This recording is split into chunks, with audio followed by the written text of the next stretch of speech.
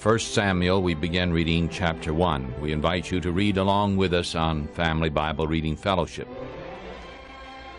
Now there was a certain man of Ramathaimzophim of Mount Ephraim, and his name was Elkanah, the son of Jeroham, the son of Elihu, the son of Tohu, the son of Zuph, an Ephrathite.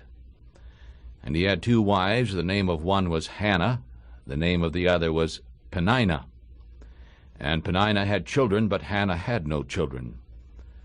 And this man went up out of his city from year to year to worship and to sacrifice to the Lord of hosts in Shiloh.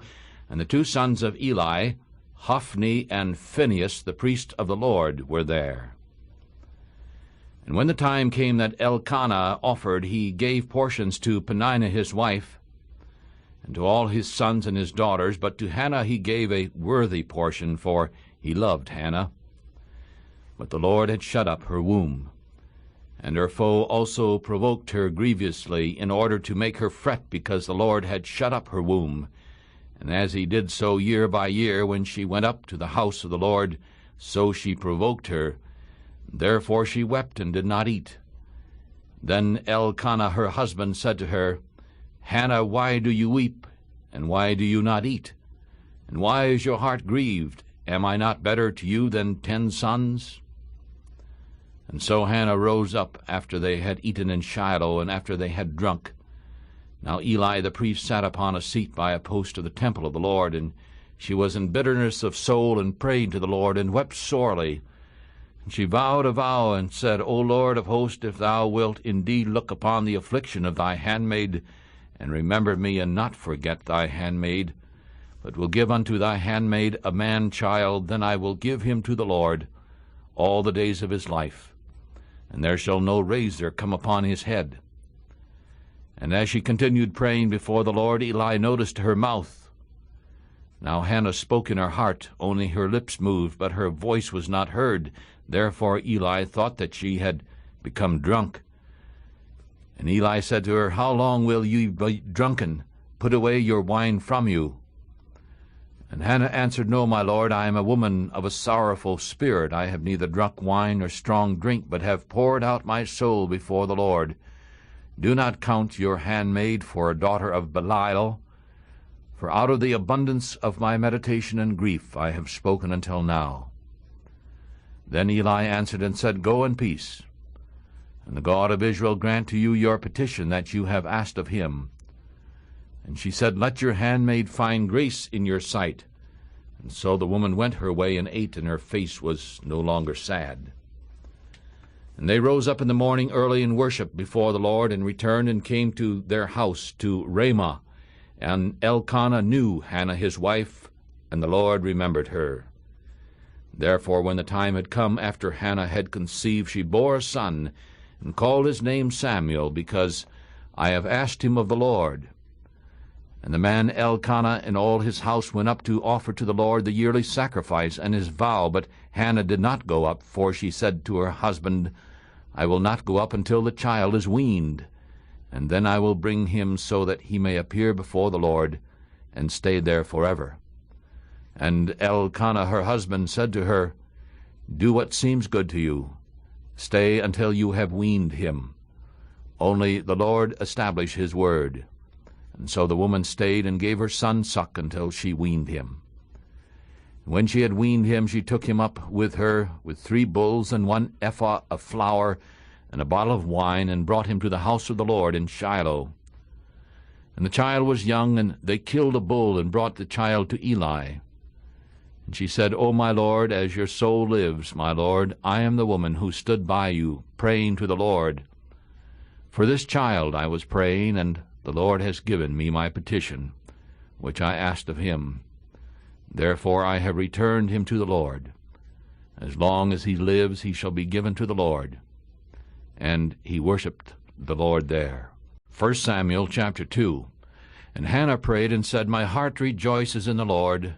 My horn is exalted in the Lord. My mouth is enlarged over my enemies, because I rejoice in thy salvation. There is none holy as the Lord, for there is none beside thee. Neither is there any rock like our God.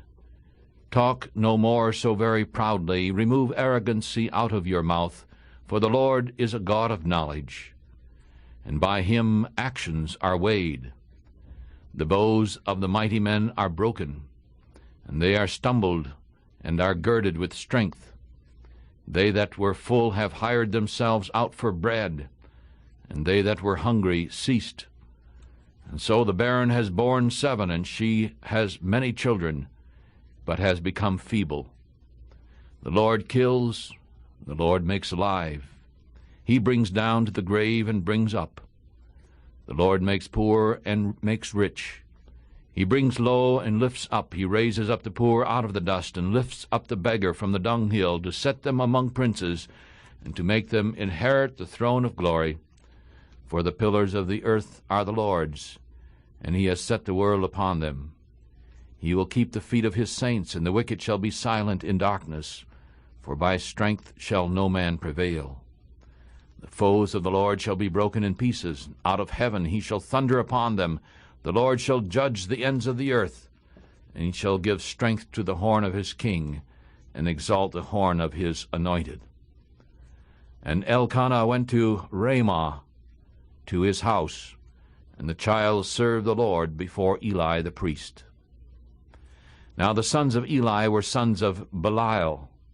They did not know the Lord. And the priest's customs with the people was that when any man offered sacrifice, the priest's servants came while the flesh was boiling, with a flesh hook of 3 teeth in his hand, and he stuck it into the pan or kettle or cauldron or pot, and all that the flesh hook brought up the priest took for himself. So they did in Shiloh unto all the Israelites that came there. Also before they burned the fat, the priest's servants came and said to the man who sacrificed, Give flesh to roast for the priest, for he will not have boiled flesh from you, but raw. And if any man said to him, Let them not fail to burn the fat at once, and then take as your soul desires, then he would answer him, No, but you shall give it to me now. And if not, I will take it by force. Therefore the sin of the young men was very great before the Lord, for men hated the offering of the Lord. But Samuel served before the Lord a child girded with a linen ephod. And moreover his mother made him a little coat, and brought it to him from year to year, when she came up with her husband to offer the yearly sacrifice. And Eli blessed Elkanah and his wife, and said, May the Lord give you seed of this woman, for the loan which is loaned to the Lord. And they went to their own home. And the Lord visited Hannah, so that she conceived, and she bore 3 sons and 2 daughters. And the child Samuel grew before the Lord. Now Eli was very old, and heard all that his sons did to all of Israel, and how they lay with the women who gathered at the door of the tabernacle of the congregation. And he said to them, Why do you do such things? For I hear of your evil dealings by all the people. Know, my sons, for it is no good report that I hear. You make the Lord's people to cry out.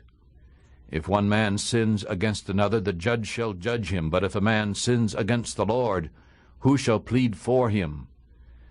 But they did not listen to the voice of their father, because the Lord desired to kill them. And the child Samuel grew on, and was in favor both with the Lord and also with men. And there came a man of God to Eli, and said to him, Thus saith the Lord, Did I plainly appear to the house of your father, when they were in Egypt, in Pharaoh's house? And did I choose him out of all the tribes of Israel to be my priest, to offer upon my altar, to burn incense, to wear an ephod before me? And did I give to the house of your father all the offerings made by fire from the children of Israel?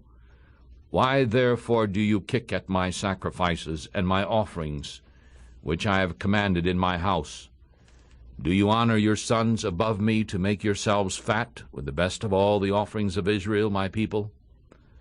And therefore the Lord God of Israel said, I said indeed that your house and the house of your father should walk before me forever. But now the Lord says, Be it far from me, for those who honor me I will honor, and those that think little of me shall be lightly regarded.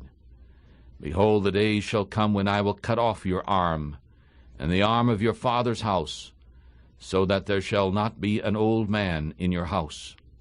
And ye shall see a rival in my house, in all the good which shall be done to Israel. And there shall not be an old man in your house forever. And that man of yours whom I will not cut off from my altar shall be left, in order to make your eyes fail, and to grieve your heart. And all the increase of your house shall die in the flower of their age. And this shall be a sign to you which shall come upon your 2 sons, on Hophni and Phinehas. In one day both of them shall die. And I will raise up a faithful priest unto myself, one who shall do according to that which is in my heart and in my mind.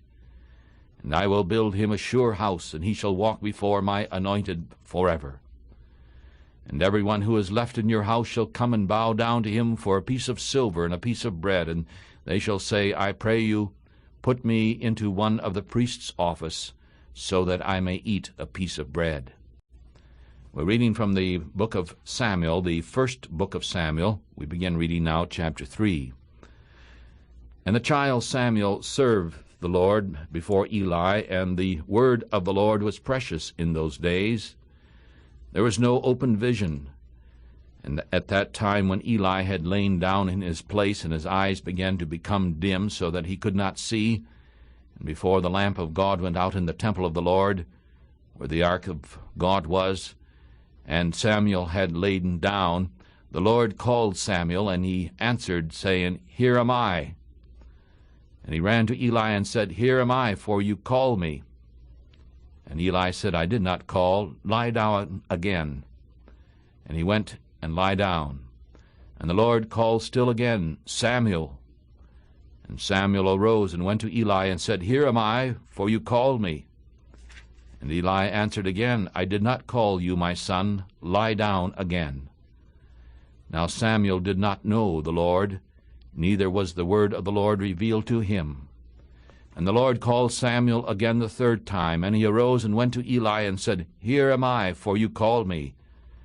And Eli saw that the Lord had called the child.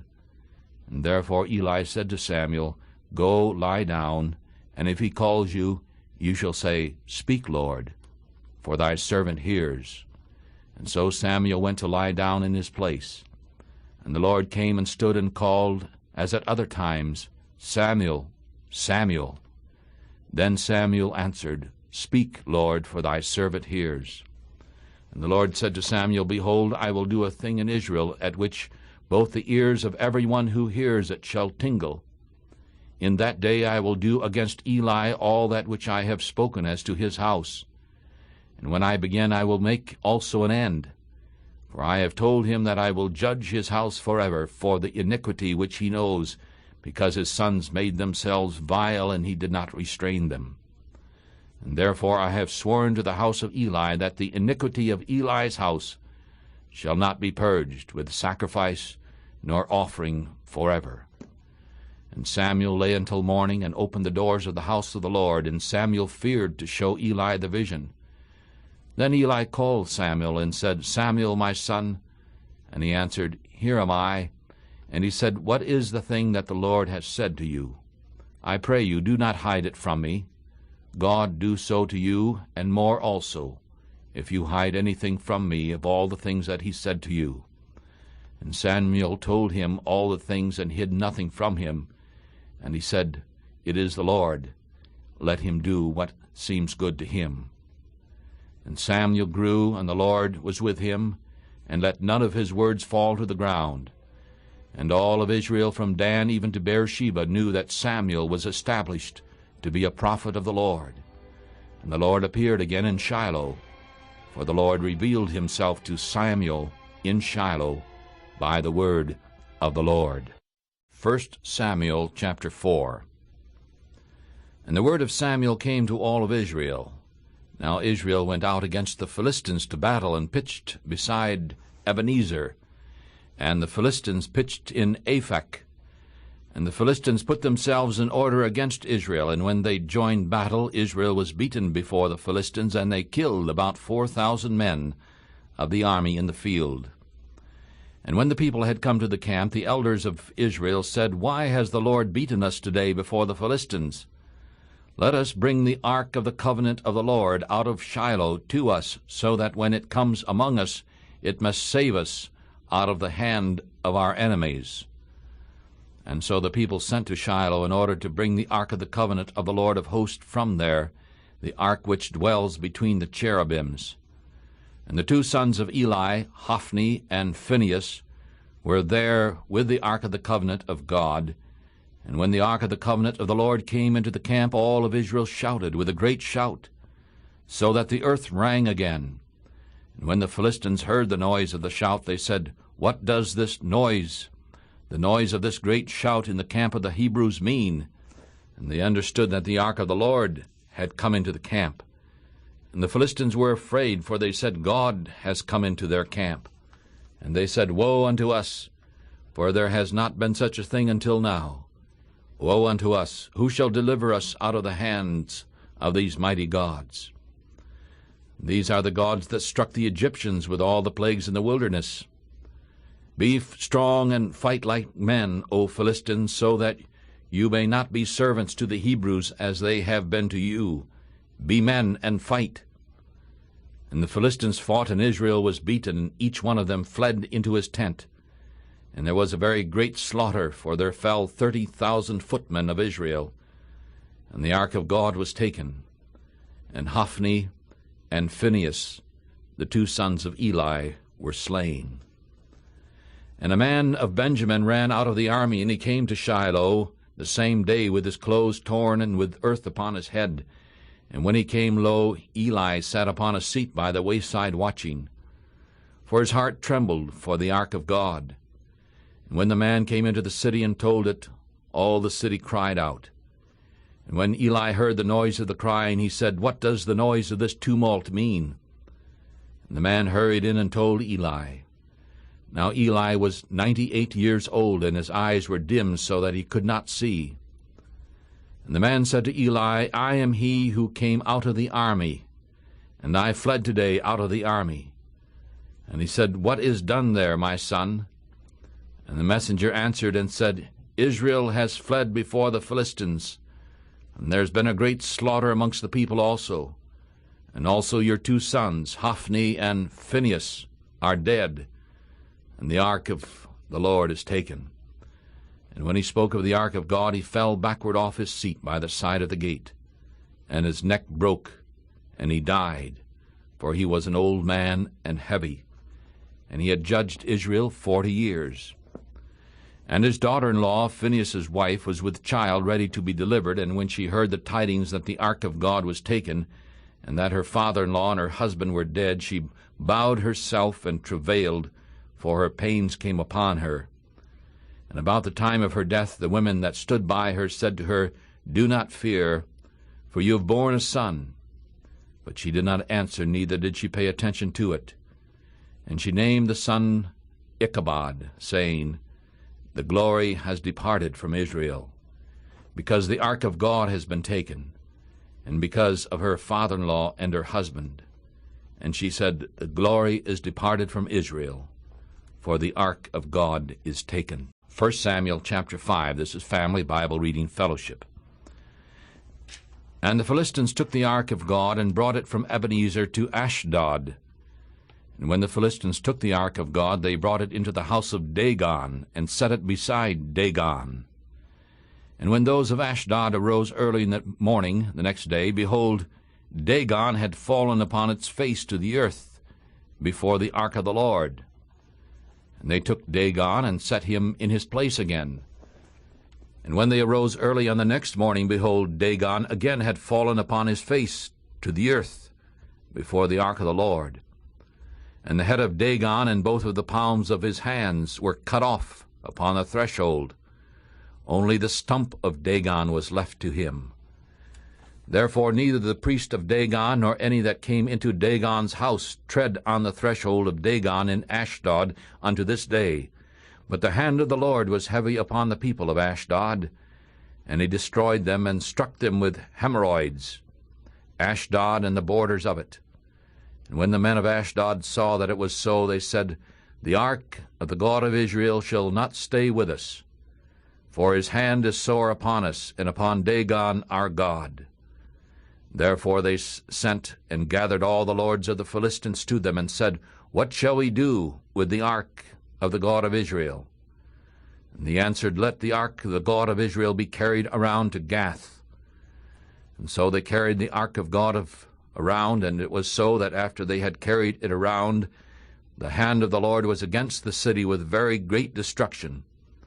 And he struck the men of the city, both small and great, and they had hemorrhoids in their secret parts.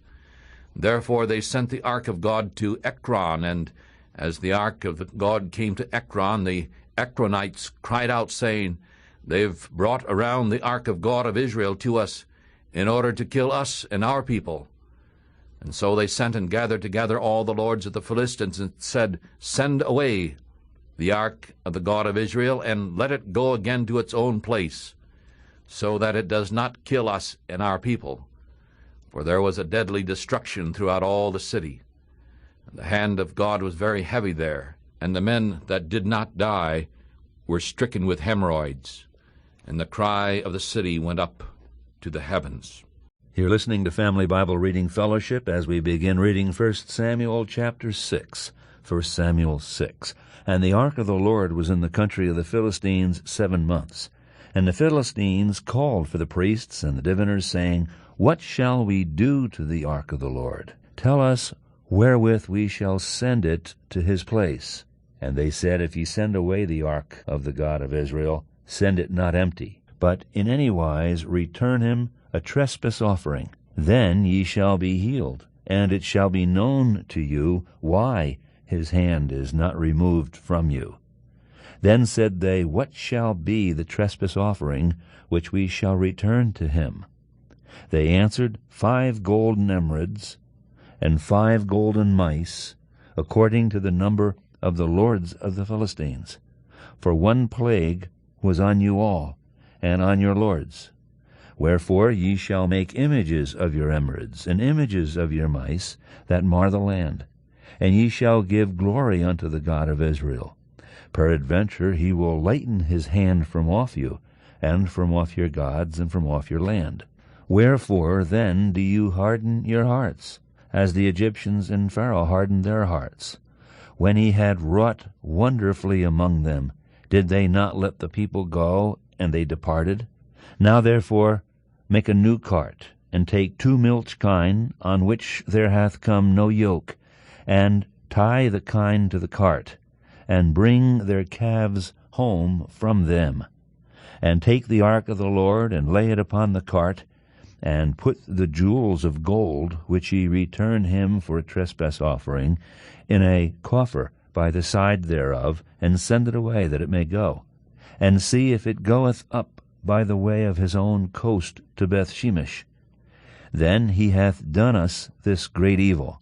But if not, then we shall know that it is not his hand that smote us. It was a chance that happened to us. And the men did so, and took 2 milch kine, and tied them to the cart, and shut up their calves at home.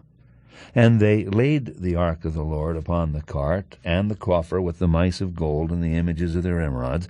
And the kine took the straight way to the way of Bethshemesh, and went along the highway, lowing as they went, and turned not aside to the right hand or to the left. And the lords of the Philistines went after them unto the border of Bethshemesh. And they of Bethshemesh were reaping their wheat harvest in the valley. And they lifted up their eyes, and saw the ark, and rejoiced to see it. And the cart came into the field of Joshua, a Bethshemite, and stood there, where there was a great stone. And they clave the wood of the cart, and offered the kine a burnt offering unto the Lord. And the Levites took down the ark of the Lord, and the coffer that was with it, wherein the jewels of gold were, and put them on the great stone. And the men of Bethshemesh offered burnt offerings, and sacrificed sacrifices the same day unto the Lord. And when the 5 lords of the Philistines had seen it, they returned to Ekron the same day. And these are the golden emerods, which the Philistines returned for a trespass offering unto the Lord. for Ashdod 1, for Gaza 1, for Ekron 1, and Gath 1, for Ekron 1, and the golden mice according to the number of all the cities of the Philistines belonging to the 5 lords, both of fenced cities and of country villages, even unto the great stone of Abel, whereon they set down the ark of the Lord, which stone remaineth unto this day in the field of Joshua the Bethshemite.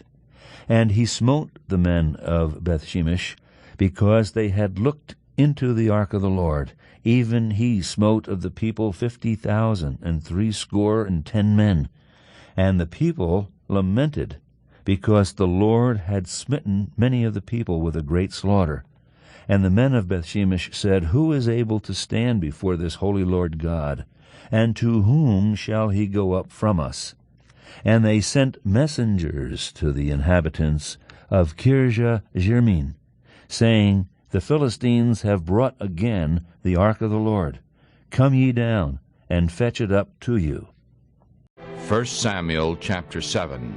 And the men of Kirjath-jearim came and brought up the ark of the Lord, and brought it into the house of Abinadab in the hill. And they sanctified Eleazar his son to keep the ark of the Lord. And the ark remained in Kirjath-jearim a long time, for it was 20 years. And all of the house of Israel yearned after the Lord. And Samuel spoke to all the house of Israel, saying, If you do return to the Lord with all your hearts, then put away the strange gods and Ashtaroth from among you, and prepare your hearts to the Lord, and serve him only, and he will deliver you out of the hand of the Philistines. Then the children of Israel did put away Baalim and Ashtaroth, and serve the Lord only. And Samuel said, Gather all Israel to Mizpah, and I will pray for you unto the Lord. And they came together to Mizpah, and drew water, and poured it out before the Lord, and fasted on that day. And they said there, We have sinned against the Lord. And Samuel judged the children of Israel in Mizpah. And when the Philistines heard that the children of Israel had come together at Mizpah, the lords of the Philistines went up against Israel. And when the children of Israel heard, they were afraid of the Philistines. And the children of Israel said to Samuel, Do not cease from crying unto the Lord our God for us, so that he will save us out of the hand of the Philistines. And Samuel took a suckling lamb, and offered it for a burnt offering holy unto the Lord. And Samuel cried unto the Lord for Israel, and the Lord heard him. And as Samuel was offering up the burnt offering, the Philistines drew near to battle against Israel, for the Lord thundered with a great thunder on that day upon the Philistines, and troubled them. And they were beaten before Israel. And the men of Israel went out of Mizpah, and pursued the Philistines, and struck them until they came unto Bethkar. Then Samuel took a stone, and set it between Mizpah and Shen, and called the name of it Ebenezer, saying, The Lord has helped us until now. And so the Philistines were beaten, they did not come any more into the border of Israel. And the hand of the Lord was against the Philistines all the days of Samuel. And the cities which the Philistines had taken from Israel were given back to Israel, from Ekron even unto Gath. And Israel delivered the borders of it out of the hands of the Philistines, and there was peace between Israel and the Amorites. And Samuel judged Israel all the days of his life, and he went from year to year in a circuit to Bethel and Gilgal and Mizpah, and judged Israel in all those places. And his return was to Ramah, for his house was there, and he judged Israel there, and he built an altar there unto the Lord. Chapter 8. 1 Samuel chapter 8. And when Samuel was old, he made his sons judges over Israel. Now the name of his firstborn was Joel, and the name of his second son was Abiah, judges in Beersheba. And his sons did not walk in his ways, but turned again aside after ill gain, and took bribes and perverted judgment. Then all the elders of Israel gathered themselves together, and came to Samuel unto Ramah. And they said to him, Behold, You are old, and your sons do not walk in your ways. Now make us a king to judge us, like all the nations." But the thing seemed evil in the eyes of Samuel when they said, "Give us a king to judge us." And Samuel prayed unto the Lord.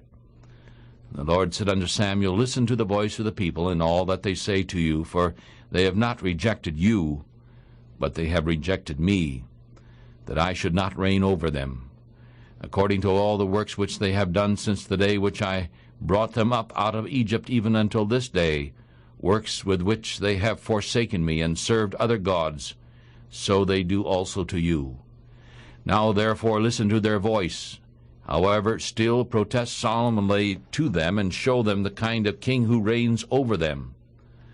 And Samuel told all the words of the Lord to the people who asked a king of him. And he said, "This will be the kind of king who shall reign over you. He shall take your sons and appoint them for himself, for his chariots, and to be his horsemen. And some shall run before his chariots. And he will appoint him captains over thousands and captains over 50s. And some will have to plow his ground and reap his harvest and make his weapons of war and things for his chariots. And he will take your daughters to be perfumers and cooks and bakers. And he will take your fields and your vineyards and your olive yards, the best, and give them to his servants. And he will take the tenth of your seed and of your vineyards and give it to his officers and to his servants. And he will take your men servants and your maid servants and your finest young men and your asses, and put them to his work. Ye shall take the tenth of your sheep, and ye shall be his servants. And ye shall cry out in that day because of your king whom ye have chosen. And the Lord will not hear you in that day." Nevertheless the people refused to obey the voice of Samuel, and they said, "No, but we will have a king over us, so that we also may be like all the other nations, so that our king may judge us, and go out before us, and fight our battles." And Samuel heard all the words of the people, and repeated them in the ears of the Lord. And the Lord said to Samuel, "Listen to their voice, and make them a king." And Samuel said to the men of Israel, "Every man go to his city." Chapter 9. Now there was a man of Benjamin, whose name was Kish, the son of Abiel, the son of Zeror, the son of Bechorath, the son of Aphiah, a Benjaminite, a mighty man of power. And he had a son whose name was Saul, a choice young man, a goodly one, and there were not a more handsome one than he among all the children of Israel. From his shoulders and upward he was taller than any of the people. And the asses of Kish, Saul's father, were lost. And Kish said to Saul his son, "Now take one of the servants with you, and rise, and go look for the asses." And he passed through Mount Ephraim, and passed through the land of Shalisha, but they did not find him. Then they passed through the land of Shalem, and did not find them. And he passed through the land of the Benjaminites, but they did not find them. And when they'd come to the land of Zuph, Saul said to his servants who was with him, "Come and let us return, lest my father quit caring for the asses, and be anxious about us." And he said to him, "Behold, now in this city is a man of God, and an honorable man. All that he says surely comes to pass. Now let us go there. Perhaps he can show us our way that we should go." Then Saul said to his servant, "But behold, if we go, what shall we bring the man? For the bread in our vessels is gone, and there is no present to bring to the man of God. What do we have?" And the servant answered Saul again, and said, "Behold, I have here at hand the 4th part of a shekel of silver. I will give it to the man of God to tell us our way." In the old days in Israel, when a man went to inquire of God, he spoke in this way, "Come, let us go to the seer." For a prophet was in the old days called a seer. Then Saul said to his servant, "Your word is good. Come, let us go." And so they went into the city where the man of God was. And as they went up the hill to the city, they found young maidens going out to draw water. And they said to them, "Is the seer here?" And they answered them and said, "He is. Behold, he is before you. Hurry now, for he came today to this city. For there is a feast of the people today in the high place. As soon as you have come to the city, you shall immediately find him before he goes up to the high place to eat. For the people will not eat until he comes, because he blesses the feast. Afterwards those who have been invited eat. Now therefore go up, for about this time you shall find him. And they went up into the city. When they had come into the city, behold, Samuel came out across from them to go up to the high place. Now the Lord had told Samuel in his ear a day before Saul came, saying, Tomorrow, about this time, I will send you to a man out of the land of Benjamin, and ye shall anoint him to be captain over my people Israel, so that he may save my people out of the hand of the Philistines. For I have looked upon my people, because their cry was come to me. And when Samuel saw Saul, the Lord said to him, Behold the man whom I spoke to you of. This one shall reign over my people. Then Saul drew near to Samuel in the gate, and said, I pray you, tell me where the seer's house is. And Samuel answered Saul, and said, I am the seer. Go up before me to the high place, for you shall eat with me today and tomorrow, and then I will let you go, and I will tell you all that is in your heart. And as for your asses that were lost 3 days ago, do not set your mind on them, for they are found. And on whom is all the desire of Israel? Is it not on you and all your father's house? And Saul answered and said, Am I not a Benjaminite, of the smallest of the tribes of Israel? And is not my family the least of all the families of the tribe of Benjamin? Why then do you speak so to me? And Samuel took Saul and his servants, and brought them into the parlor, and made them sit in the chief place among those who had been invited, about 30 persons. And Samuel said to the cook, Bring that part which I gave you, of which I said to you, Set it beside you. And the cook took up the shoulder and that which was upon it, and set it before Saul. And Samuel said, Behold, that which is reserved, set it before you and eat, for until this time it has been kept for you, since I said, I have invited the people. And so Saul ate with Samuel that day. And when they had come down from the high place into the city, Samuel talked with Saul upon the top of the house. And they arose early, and it came to pass about the spring of the day that Samuel called Saul to the top of the house, saying, Up, so that I may send you away. And Saul arose, and both of them went out, he and Samuel outside. And as they were going down to the end of the city, Samuel said to Saul, Tell the servants to pass on before us. And he passed on. But you stand a while here, so that I may show you the word of God. Samuel chapter 10. 1 Samuel chapter 10. Then Samuel took a vial of oil, and poured it upon his head, and kissed him, and said, Is it not because the Lord has anointed you to be captain over his inheritance? When you have departed from me today, then you shall find 2 men by Rachel's tomb, in the border of Benjamin at Zelzah. And they will say to you, The asses which you went to seek are found. And lo, your father has quit caring for the asses, and sorrows for you, saying, What shall I do for my son? Then ye shall go forward from there, and ye shall come to the plain of Tabor. And there ye shall meet 3 men going up to God, to Bethel, one carrying 3 kids, and another carrying 3 loaves of bread, and another carrying a bottle of wine. And they will greet you, and give you 2 loaves of bread, which you shall take from their hands. And after that you shall come to the hill of God, where the garrison of the Philistines is. And when you have come there to the city, ye shall meet a company of prophets, coming down from the high place, with a psaltery and a tabret, and a pipe and a harp before them.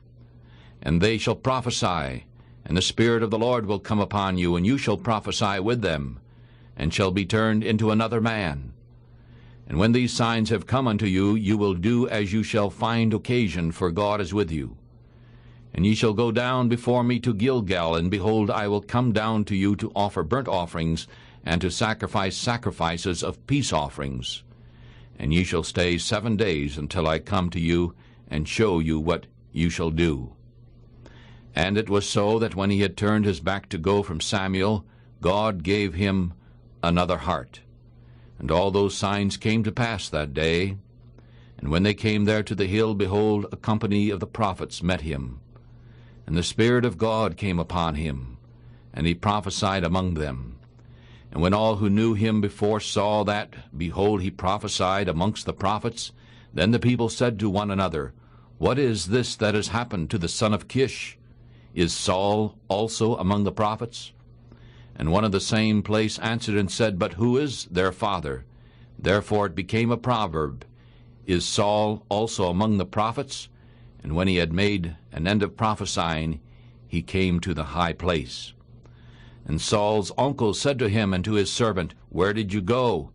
And he said, To look for the asses. And when he saw that they were nowhere to be found, we came to Samuel. And Saul's uncle said, Tell me, I pray you, what Samuel said to you.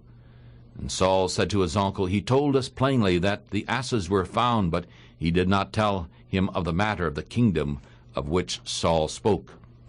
And Samuel called the people together to the Lord, to Mizpah, and he said to the children of Israel, Thus saith the Lord God of Israel, I brought up Israel out of Egypt, and delivered you out of the hand of the Egyptians, and out of the hand of all the kingdoms, and of those who oppressed you. And you have this day rejected your God, who himself saved you out of all your adversities and your tribulations. And you have said to him, You shall set a king over us. Now therefore present yourselves before the Lord by your tribes and by your thousands. And when Samuel had caused all the tribes of Israel to come near, the tribe of Benjamin was taken. And when he had caused the tribe of Benjamin to come near by their families, the family of Matri was taken, and Saul, the son of Kish, was taken. And when they looked for him, he could not be found.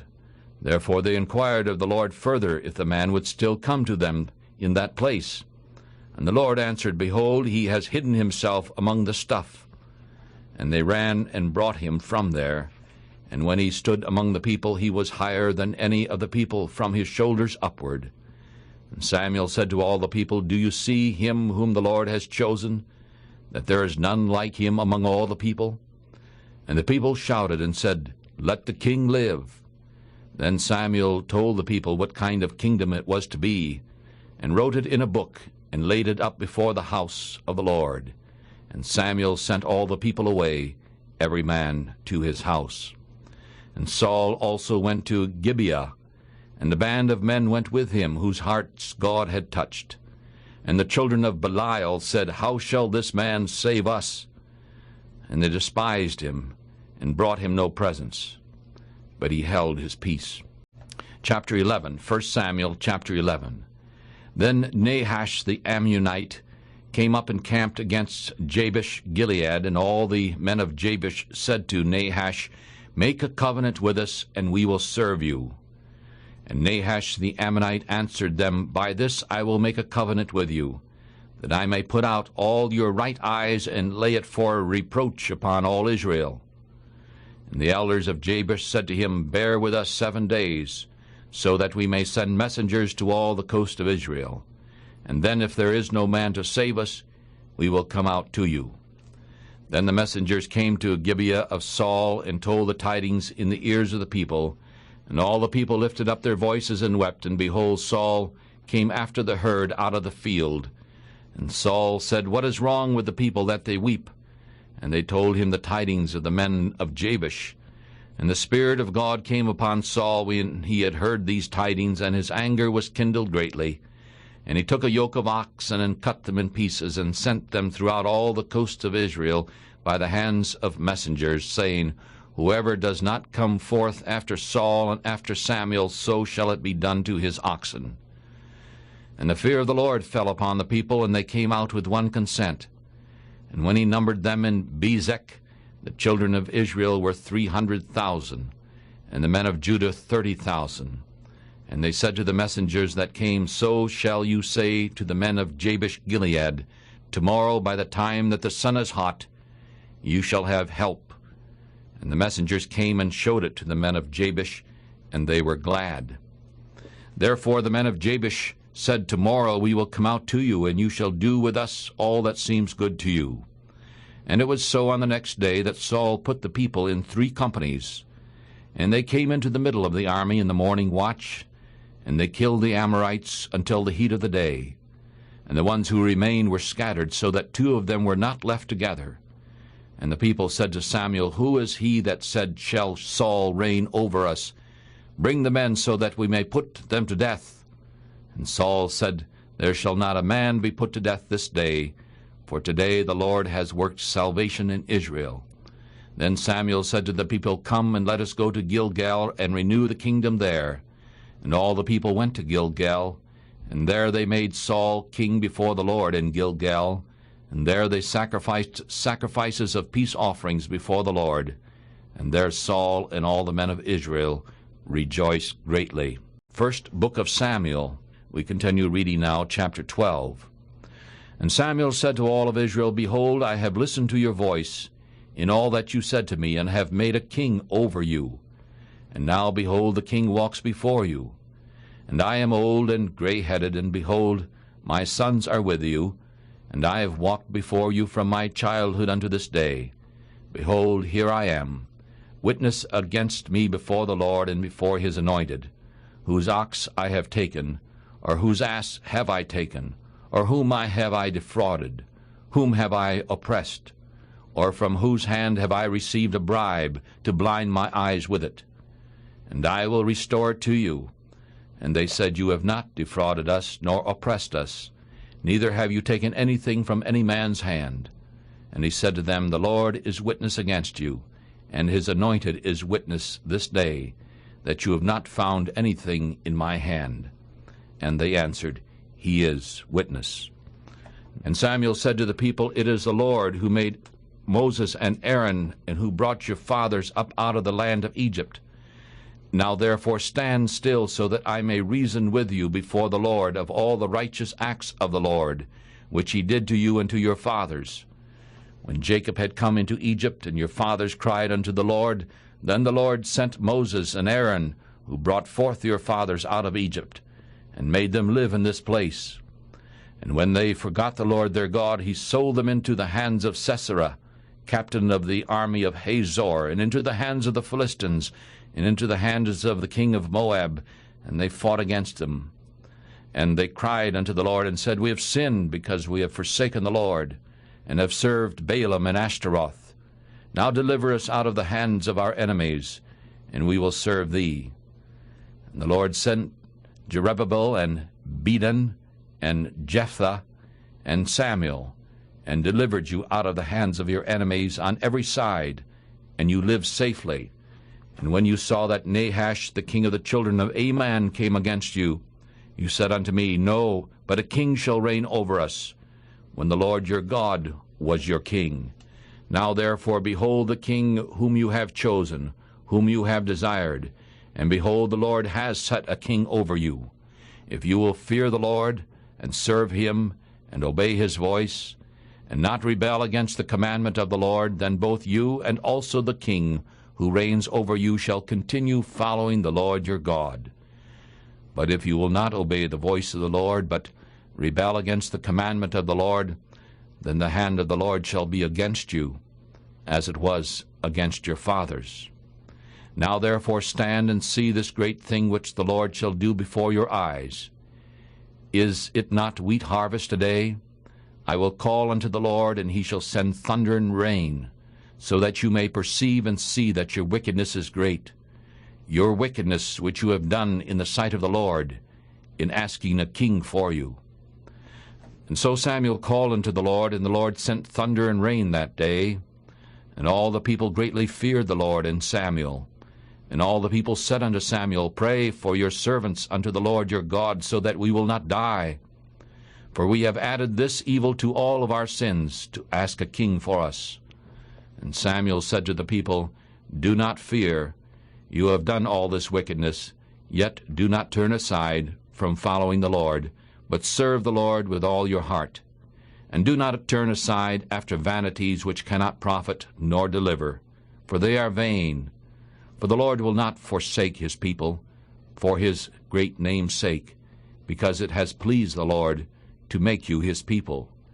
Moreover, as for me, God forbid that I should sin against the Lord in ceasing to pray for you. But I will teach you the good and the right way. Only fear the Lord, and serve him in truth with all your heart. For consider what great things he has done for you.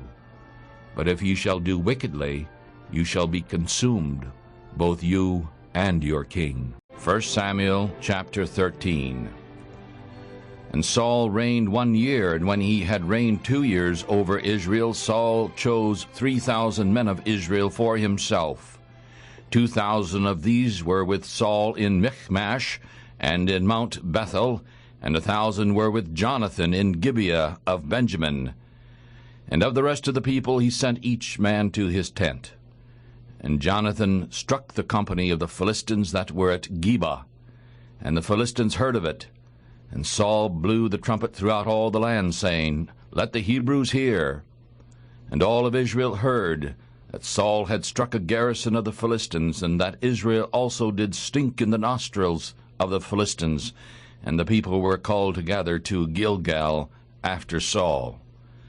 And the Philistines gathered themselves together to fight with Israel, 30,000 chariots and 6,000 horsemen, and people like the sand which is on the seashore in multitude. And they came up and pitched in Michmash, eastward of Bethaven. And when the men of Israel saw that they were in a tight place, for the people were distressed, then the people hid themselves in caves, and in thickets, and in rocks, and in high places, and in pits. And some of the Hebrews went over Jordan to the land of Gad and Gilead. As for Saul, he was still in Gilead, and all the people followed him trembling, and he stayed 7 days according to the time that Samuel had set. But Samuel did not come to Gilgal, and the people were scattered from him. And Saul said, Bring a burnt offering here to me, and peace offerings. And he offered the burnt offering. And as soon as he had made an end of offering the burnt offering, behold, Samuel came. And Saul went out to meet him so that he might greet him. And Samuel said, What have you done? And Saul said, Because I saw that the people were scattered from me, and that you did not come within the days appointed, and that the Philistines gathered themselves together at Michmash. Therefore I said, The Philistines will come down now upon me in Gilgal, and I have not made supplication to the Lord. Therefore I forced myself and offered a burnt offering. And Samuel said to Saul, You have done foolishly. You have not kept the commandment of the Lord your God, which he commanded you. For now the Lord would have established your kingdom upon Israel forever. But now your kingdom shall not go on. The Lord has sought him a man after his own heart, and the Lord has commanded him to be captain over his people, because you have not kept that which the Lord commanded you. And Samuel arose and went up from Gilgal to Gibeah of Benjamin. And Saul numbered the people present with him, about 600 men. And Saul and Jonathan his son and the people present with them stayed in Gibeah of Benjamin, but the Philistines camped in Michmash. And the spoilers came out of the camp of the Philistines in 3 companies. 1 company turned to the way of Ophrah unto the land of Shual, and another company turned to the way of Bethhoron, and another company turned to the way of the border that looks toward the valley of Zeboim, toward the wilderness. Now there was no smith found throughout all the land of Israel, lest the Jews make swords or spears. But all the Israelites went down to the Philistines, each one to sharpen his plow, and his coulter, and his axe, and his mattock. Yet they had a file for the mattocks, and for the coulters, and for the forks, and for the axes to sharpen the goads. So in the day of battle there was neither sword nor spear found in the hand of any of the people that were with Saul and Jonathan. But with Saul and with Jonathan his son there was found sword and spear. And the garrison of the Philistines went out to the passage of Michmash. Chapter 14, 1 Samuel chapter 14. Now there was a day that Jonathan the son of Saul said to the young man who bore his armor, Come, and let us go over to the Philistines' garrison which is on the other side. But he did not tell his father. And Saul stayed in the furthest part of Gibeah, under a pomegranate tree, which is in Migron. And the people who were with him were about 600 men. And Ahiah, the son of Ahitub, Ichabod's brother, the son of Phinehas, the son of Eli, the Lord's priest in Shiloh, was wearing an ephod. and the people did not know that Jonathan was gone. And between the passages by which Jonathan sought to go over to the Philistines' garrison, there was a sharp rock on the one side and a sharp rock on the other side, and the name of one was Bozez, and the name of the other was Seneh. The front of the one was north over against Michmash, and the other southward over against Gibeah. And Jonathan said to the young man who bore his armor, "Come, and let us go over to the garrison of these uncircumcised. It may be that the Lord will work for us, for there is no restraint to the Lord to save by many or by few." And his armor-bearer said to him, "Do all this in your heart. Turn, for behold, I am with you according to your heart." Then Jonathan said, "Behold, we will go over to these men, and we will show ourselves to them. If they say to us, 'Stay until we come to you,' then we will stand still in our place, and will not go up to them. But if they say this, 'Come up to us,' then we will go up, for the Lord has delivered them up into our hand, and this shall be a sign to us." And both of them showed themselves to the garrison of the Philistines, and the Philistines said, "Behold, the Hebrews come forth out of the holes where they have hidden themselves." And the men of the garrison answered Jonathan and his armor-bearer, and said, "Come up to us, and we will show you a thing."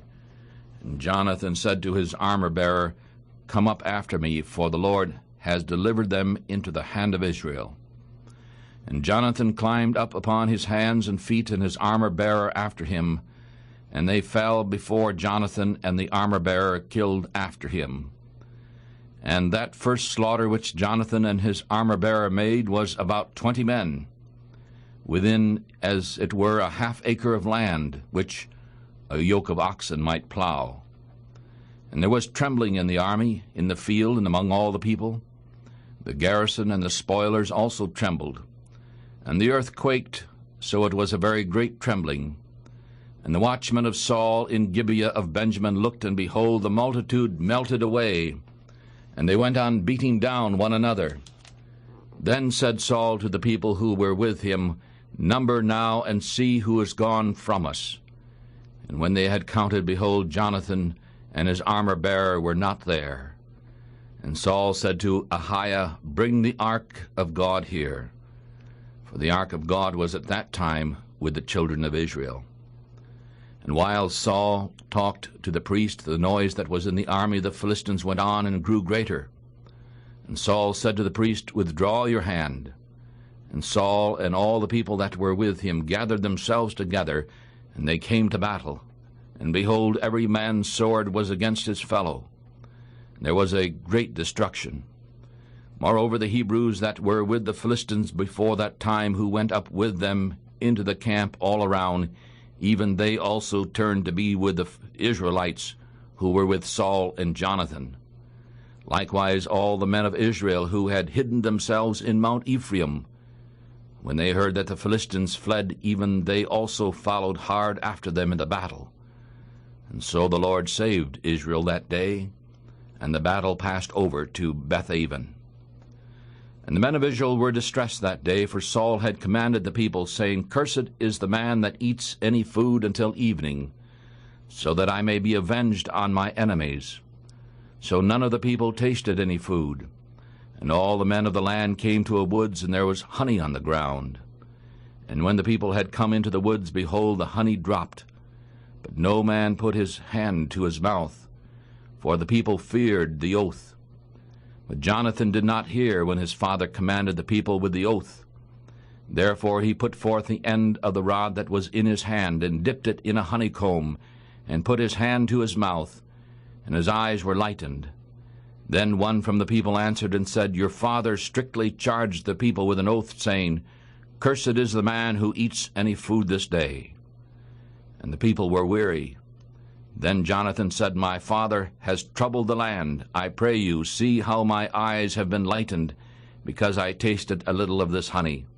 How much more if the people had happened to eat freely today of the spoil of their enemies which they found? For would not there have been much greater slaughter amongst the Philistines?"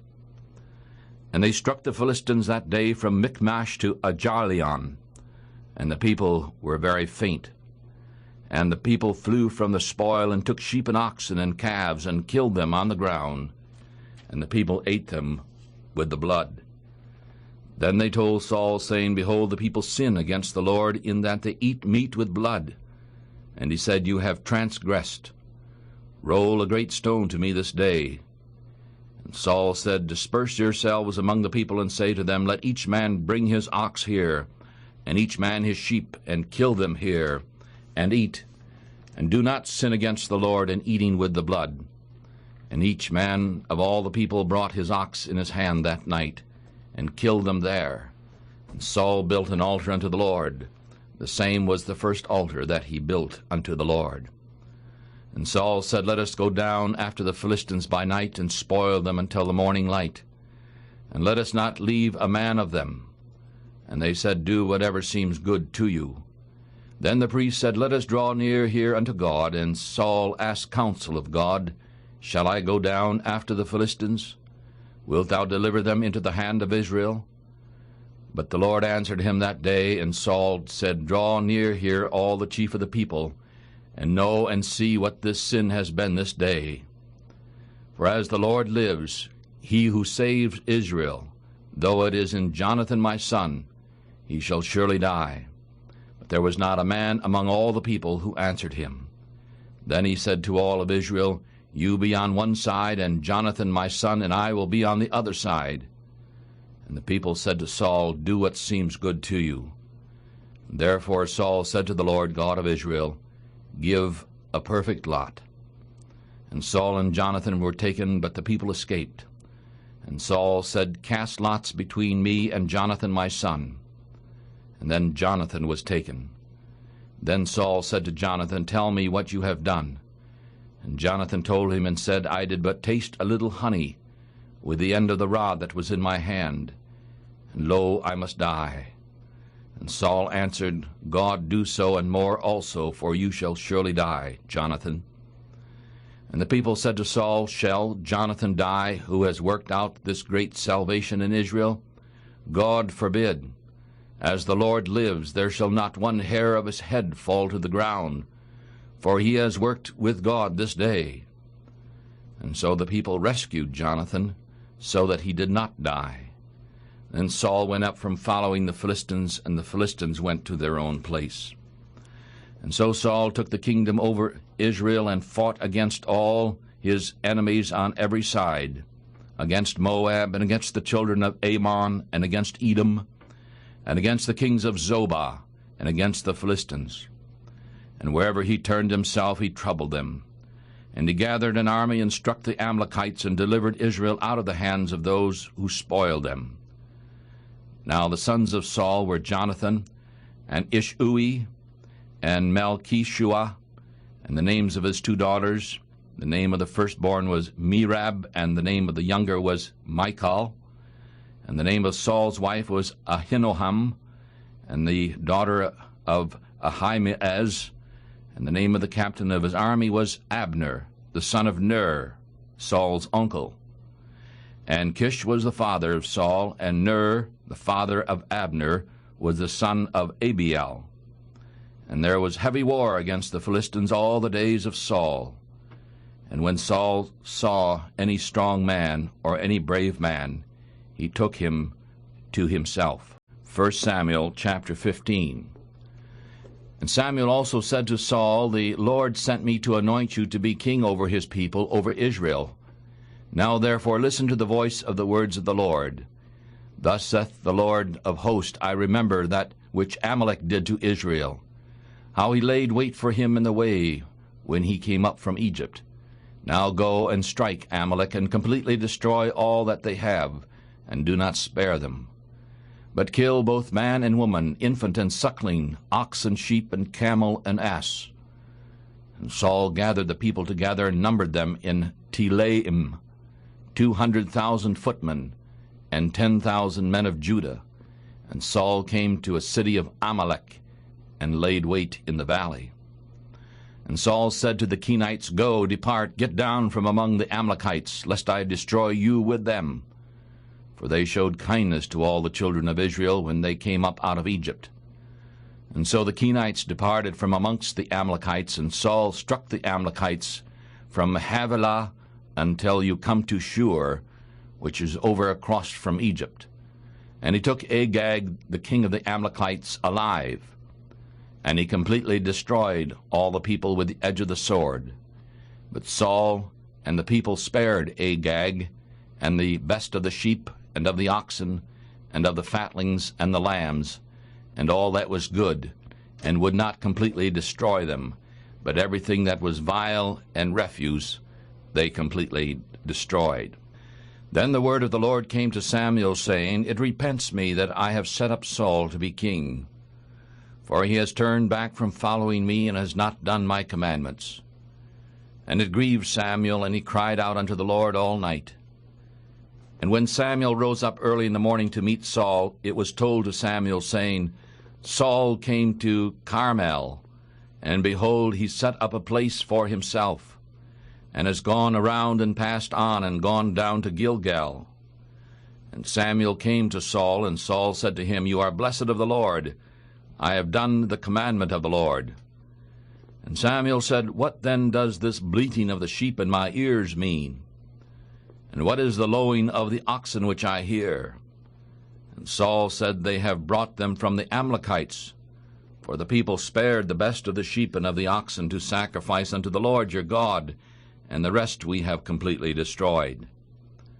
Then Samuel said to Saul, Wait, and I will tell you what the Lord has said to me this night. And he said to him, Say on. And Samuel said, When you were a little in your own sight, were you not made the head of the tribes of Israel? And the Lord anointed you king over Israel. And the Lord sent you on a journey and said, Go and completely destroy the sinners, the Amalekites, and fight against them until they have been destroyed. Why then did you not obey the voice of the Lord? Why did you fly upon the spoil and do evil in the sight of the Lord? And Saul said to Samuel, Yes, I have obeyed the voice of the Lord, and have gone the way which the Lord sent me, and have brought Agag, the king of Amalek, and have completely destroyed the Amalekites. But the people took sheep and oxen from the spoil, and the best of the things which would have completely destroyed, to sacrifice to the Lord your God in Gilgal. And Samuel said, Does the Lord have as much delight in burnt offering and sacrifices as in obeying the voice of the Lord? Behold, to obey is better than sacrifice.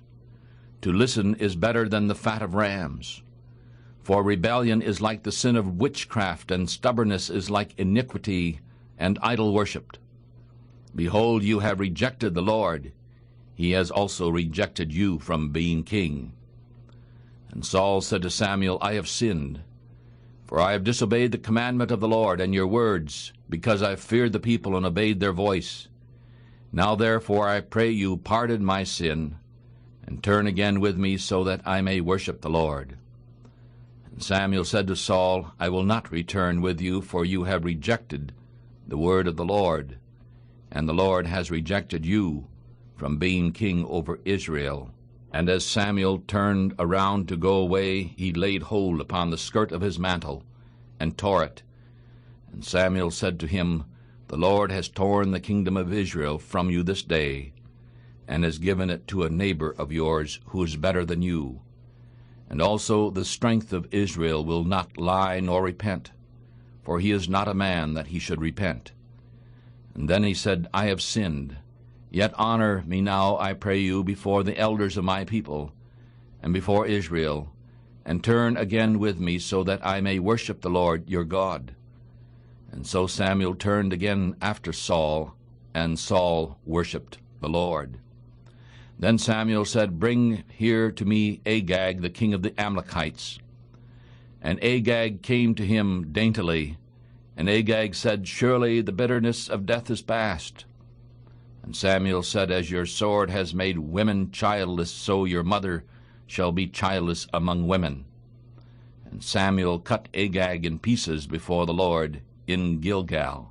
Then Samuel went to Ramah, and Saul went up to his house to Gibeah of Saul. And Samuel came no more to see Saul until the day of his death. Nevertheless Samuel mourned for Saul, and the Lord repented that he had made Saul king over Israel. Chapter 16, 1 Samuel chapter 16. And the Lord said to Samuel, How long will you mourn for Saul, since I have rejected him from reigning over Israel? Fill your horn with oil and go. I will send to Jesse of Bethlehem, for I have provided a king for me among his sons. And Samuel said, How can I go? If Saul hears, he will kill me. And the Lord said, Take a heifer with you, and say, I have come to sacrifice to the Lord, and call Jesse to the sacrifice, and I will show you what you shall do. And ye shall anoint unto me him whom I name to you. And Samuel did that which the Lord spoke, and came to Bethlehem. And the elders of the town trembled at his coming, and said, Do you come peaceably? And he said, Peaceably. I have come to sacrifice to the Lord. Sanctify yourselves, and come with me to the sacrifice. And he sanctified Jesse and his sons, and called them to the sacrifice. And when they had come, he looked upon Eliab, and said, Surely the Lord's anointed is before him. But the Lord said to Samuel, Do not look upon his face, nor upon his height, because I have refused him.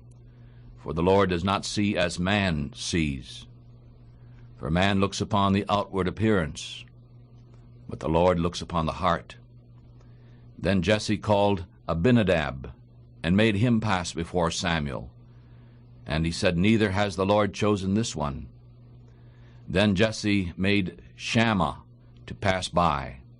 And he said, Neither has the Lord chosen this one. Again Jesse made 7 of his sons to pass before Samuel. And Samuel said to Jesse, The Lord has not chosen these. And Samuel said unto Jesse, Are all your children here? And he said, There remains yet the youngest. Behold, he keeps the sheep. And Samuel said to Jesse, Send and bring him, for we will not sit down until he comes here. And he sent and brought him in. Now he was ruddy, and altogether of a beautiful face, and goodly to look upon. And the Lord said, Arise, and anoint him, for this is the one. Then Samuel took the horn of oil, and anointed him in the midst of his brothers. And the Spirit of the Lord came upon David from that day forward. So Samuel rose up, and went to Ramah. But the Spirit of the Lord departed from Saul, and an evil spirit from the Lord terrified him. And Saul's servants said to him, Behold, now an evil spirit from God terrifies you. Let our Lord now command his servants who are before you to seek out a man who is a skillful player on a harp. And when the evil spirit from God is upon you, it shall come to pass that he shall play with his hand, and you shall be well. And Saul said to his servants, Give me now a man who can play well, and bring him to me.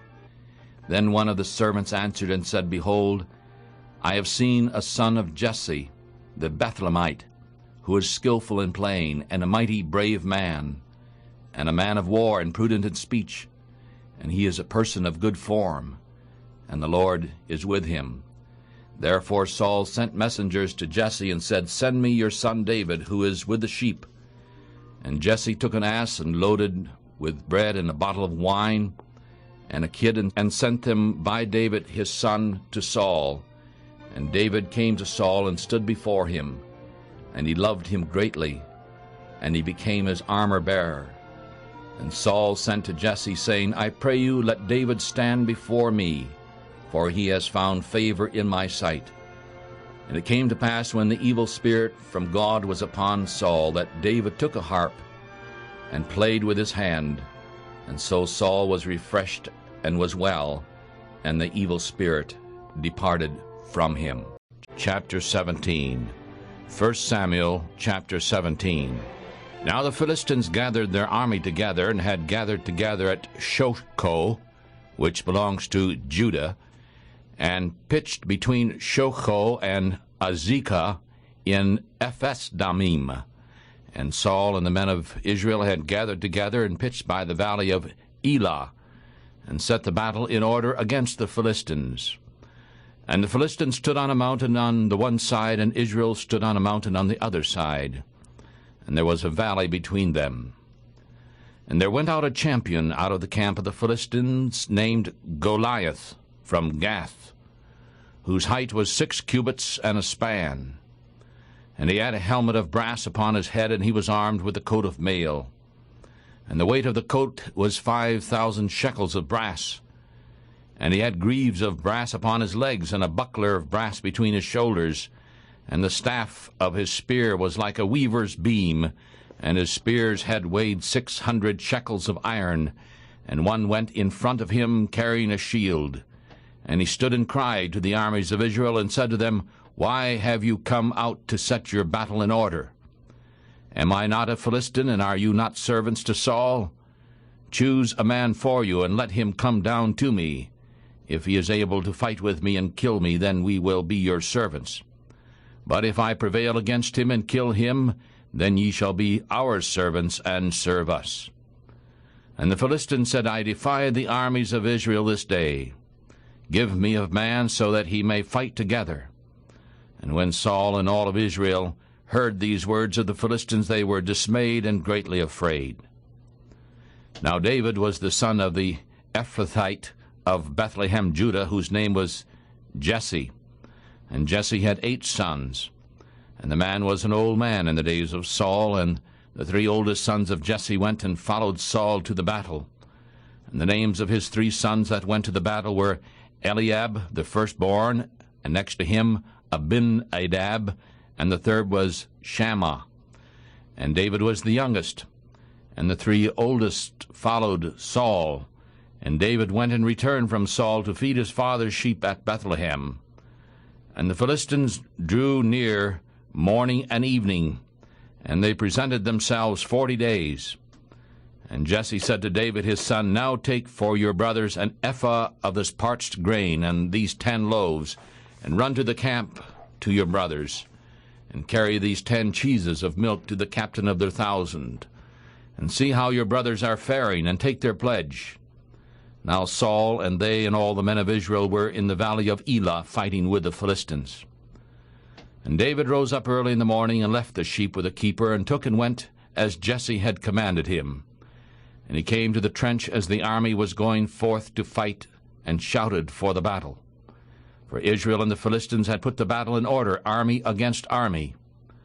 And David left his baggage in the hand of the keeper of the baggage, and ran into the army, and came and greeted his brothers. And as he talked with them, behold, there came up the champion, the Philistine of Gath, Goliath by name, out of the armies of the Philistines, and spoke according to the same words. And David heard, and all the men of Israel, when they saw the man, ran from him, and were very much afraid. And the men of Israel said, Have you seen this man that has come up? Surely he has come up to defy Israel. And the king will enrich the man who kills him with great riches, and will give him his daughter, and make his father's house free in Israel. And David spoke to the men who stood by him, saying, What shall be done to the man who kills this Philistine, and takes away this shame from Israel? For who is this uncircumcised Philistine, that he should defy the armies of the living God? And the people answered him in this way, saying, So shall it be done to this man who kills him. And Eliab the oldest brother heard when he spoke to the man, and Eliab's anger was kindled against David, and said, Why did you come down here? And with whom have you left those few sheep in the wilderness? I know your pride and the naughtiness of your heart, for you have come down so that you might see the battle. And David said, What have I done now? Is there not a cause? And he turned from him toward another, and spoke in the same way. And the people answered him again in the same way. And when the words which David spoke were heard, they told them before Saul, and he sent for him. And David said to Saul, Let no man's heart fail because of him. Your servant will go and fight with this Philistine. And Saul said to David, You're not able to go against this Philistine to fight with him, for you are but a youth, and he is a man of war from his youth. And David said to Saul, Your servant kept his father's sheep, and there came a lion and a bear, and took a lamb out of the flock, and I went out after it, and struck it, and delivered the lamb out of its mouth. And when it rose against me, I caught it by the beard, and struck it, and killed it. Your servant killed both the lion and the bear. And this uncircumcised Philistine shall be like one of them, since he has defied the armies of the living God. And David said, Moreover, the Lord who delivered me out of the paw of the lion, and out of the paw of the bear, he will deliver me out of the hand of the Philistine. And Saul said to David, Go, and may the Lord be with you. And Saul armed David with his armor, and he put a helmet of brass upon his head. He also armed him with a coat of mail, and David girded his sword on his armor, and he tried to go, but he had not tested it. And David said to Saul, I cannot go with these, for I have tested them. And David put them off, and he took his staff in his hand, and chose 5 smooth stones out of the brook for himself, and put them in a shepherd's vessel which he had, even in a bag. And his sling was in his hand, and he drew near to the Philistine. And the Philistine came on and drew near to David, and the man who bore the shield went in front of him. And when the Philistine looked around and saw David, he disdained him, for he was only a youth, and ruddy, and of a beautiful face. And the Philistine said to David, Am I a dog, that you come to me with sticks? And the Philistine cursed David by his gods. And the Philistine said to David, Come to me, and I will give your flesh to the birds of the air, and to the beasts of the field. And David said to the Philistine, You come to me with a sword, and with a spear, and with a shield. But I come to you in the name of the Lord of hosts, the God of the armies of Israel, whom you have defied. The Lord will deliver you into my hand today, and I will strike you and take your head from you. And I will give the bodies of the army of the Philistines to the birds of the air today, and to the wild beasts of the earth, so that all the earth may know that there is a God in Israel. And all this multitude shall know that the Lord does not save with sword and spear, for the battle is the Lord's, and he will give you into our hands. And when the Philistine rose and came and drew near to meet David, David hurried and ran toward the army to meet the Philistine. And David put his hand into his bag, and took a stone from there, and he threw it with his sling, and struck the Philistine in his forehead, so that the stone sank into his forehead, and he fell upon his face to the earth.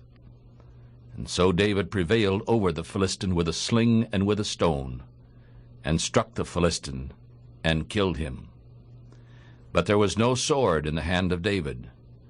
Then David ran and stood upon the Philistine, and took out his sword, and drew it out of its sheath, and killed him, and cut off his head with it. And when the Philistines saw that their champion was dead, they fled.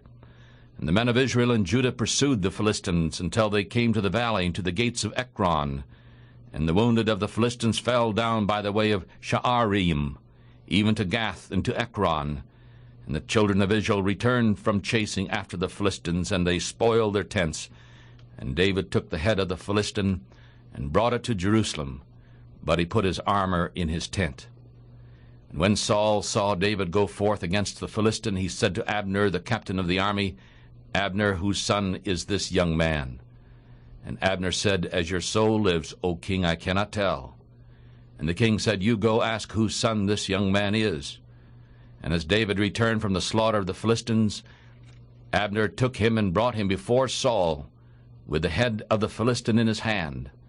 And Saul said to him, Whose son are you, young man? And David answered, I am the son of your servant Jesse of Bethlehem. First book of Samuel, 1 Samuel chapter 18. And when he had finished speaking to Saul, the soul of Jonathan was joined with the soul of David, and Jonathan loved him as it did his own soul. And Saul took him that day, and would not let him go home to his father's house any more. Then Jonathan and David made a covenant, because he loved him as his own soul. And Jonathan stripped himself of the robe that was upon him, and gave it to David, it and all his clothing, even to his sword, and to his bow, and to his girdle. And David went out wherever Saul sent him, behaving himself wisely. And Saul set him over the men of war, and it was good in the sight of all the people, and also in the sight of Saul's servants. And when David had returned from the slaughter of the Philistines, as they came to the women coming out of the cities of Israel, they were singing and dancing to meet King Saul, with tabrets, with joy, and with instruments of music. And the women answered as they played and said, Saul has slain his thousands, David his 10,000s. And Saul was very angry. The saying made him angry. And he said, They have given David 10,000, and to me they have given only thousands. And what more can ye have but the kingdom? And Saul eyed David from that day and forward. And on the next day the evil spirit from God came upon Saul, and he prophesied in the midst of the house. And David played with his hand, as at other times, and there was a javelin in Saul's hand. And Saul threw the javelin, for he said, I will strike David even to the wall. And David drew back out of his presence twice. And Saul was afraid of David, because the Lord was with him and had departed from Saul. Therefore Saul moved him away from himself, and made him his captain over 1,000. And he went out and came in before the people. And David behaved himself wisely in all his ways, and the Lord was with him. Therefore when Saul saw that he behaved himself very wisely, he was afraid of him. But all Israel and Judah loved David, because he went out and came in before them. And Saul said to David, Behold, I will give you my older daughter Merab for a wife. Only you must be brave for me, and fight the Lord's battles. For Saul said, Let not my hand be on him, but let the hand of the Philistines be on him. And David said to Saul, Who am I, and what is my life, or my father's family in Israel, that I should be son-in-law to the king? But at the time when Merab, Saul's daughter, should have been given to David, she was given to Adriel and Meholathite to be his wife. But at the time when Merab, Saul's daughter, should have been given to David, she was given to Adriel, the Meholathite, to be his wife. And Saul's daughter Michal loved David, and they told Saul, and the thing pleased him. And Saul said, I will give her to him, so that she may be a trap to him, and so that the hand of the Philistines may be against him. And therefore Saul said to David, Today you shall be my son-in-law the second time. And Saul commanded his servant, saying, Talk with David secretly, and say, Behold, the king delights in you, and all his servants love you. Now therefore be the king's son-in-law. And Saul's servant spoke these words in the ears of David. And David said, Does it seem to you a light thing to be a king's son-in-law, since I am a poor man and of little worth? And the servants of Saul told him, saying, This is the way David spoke.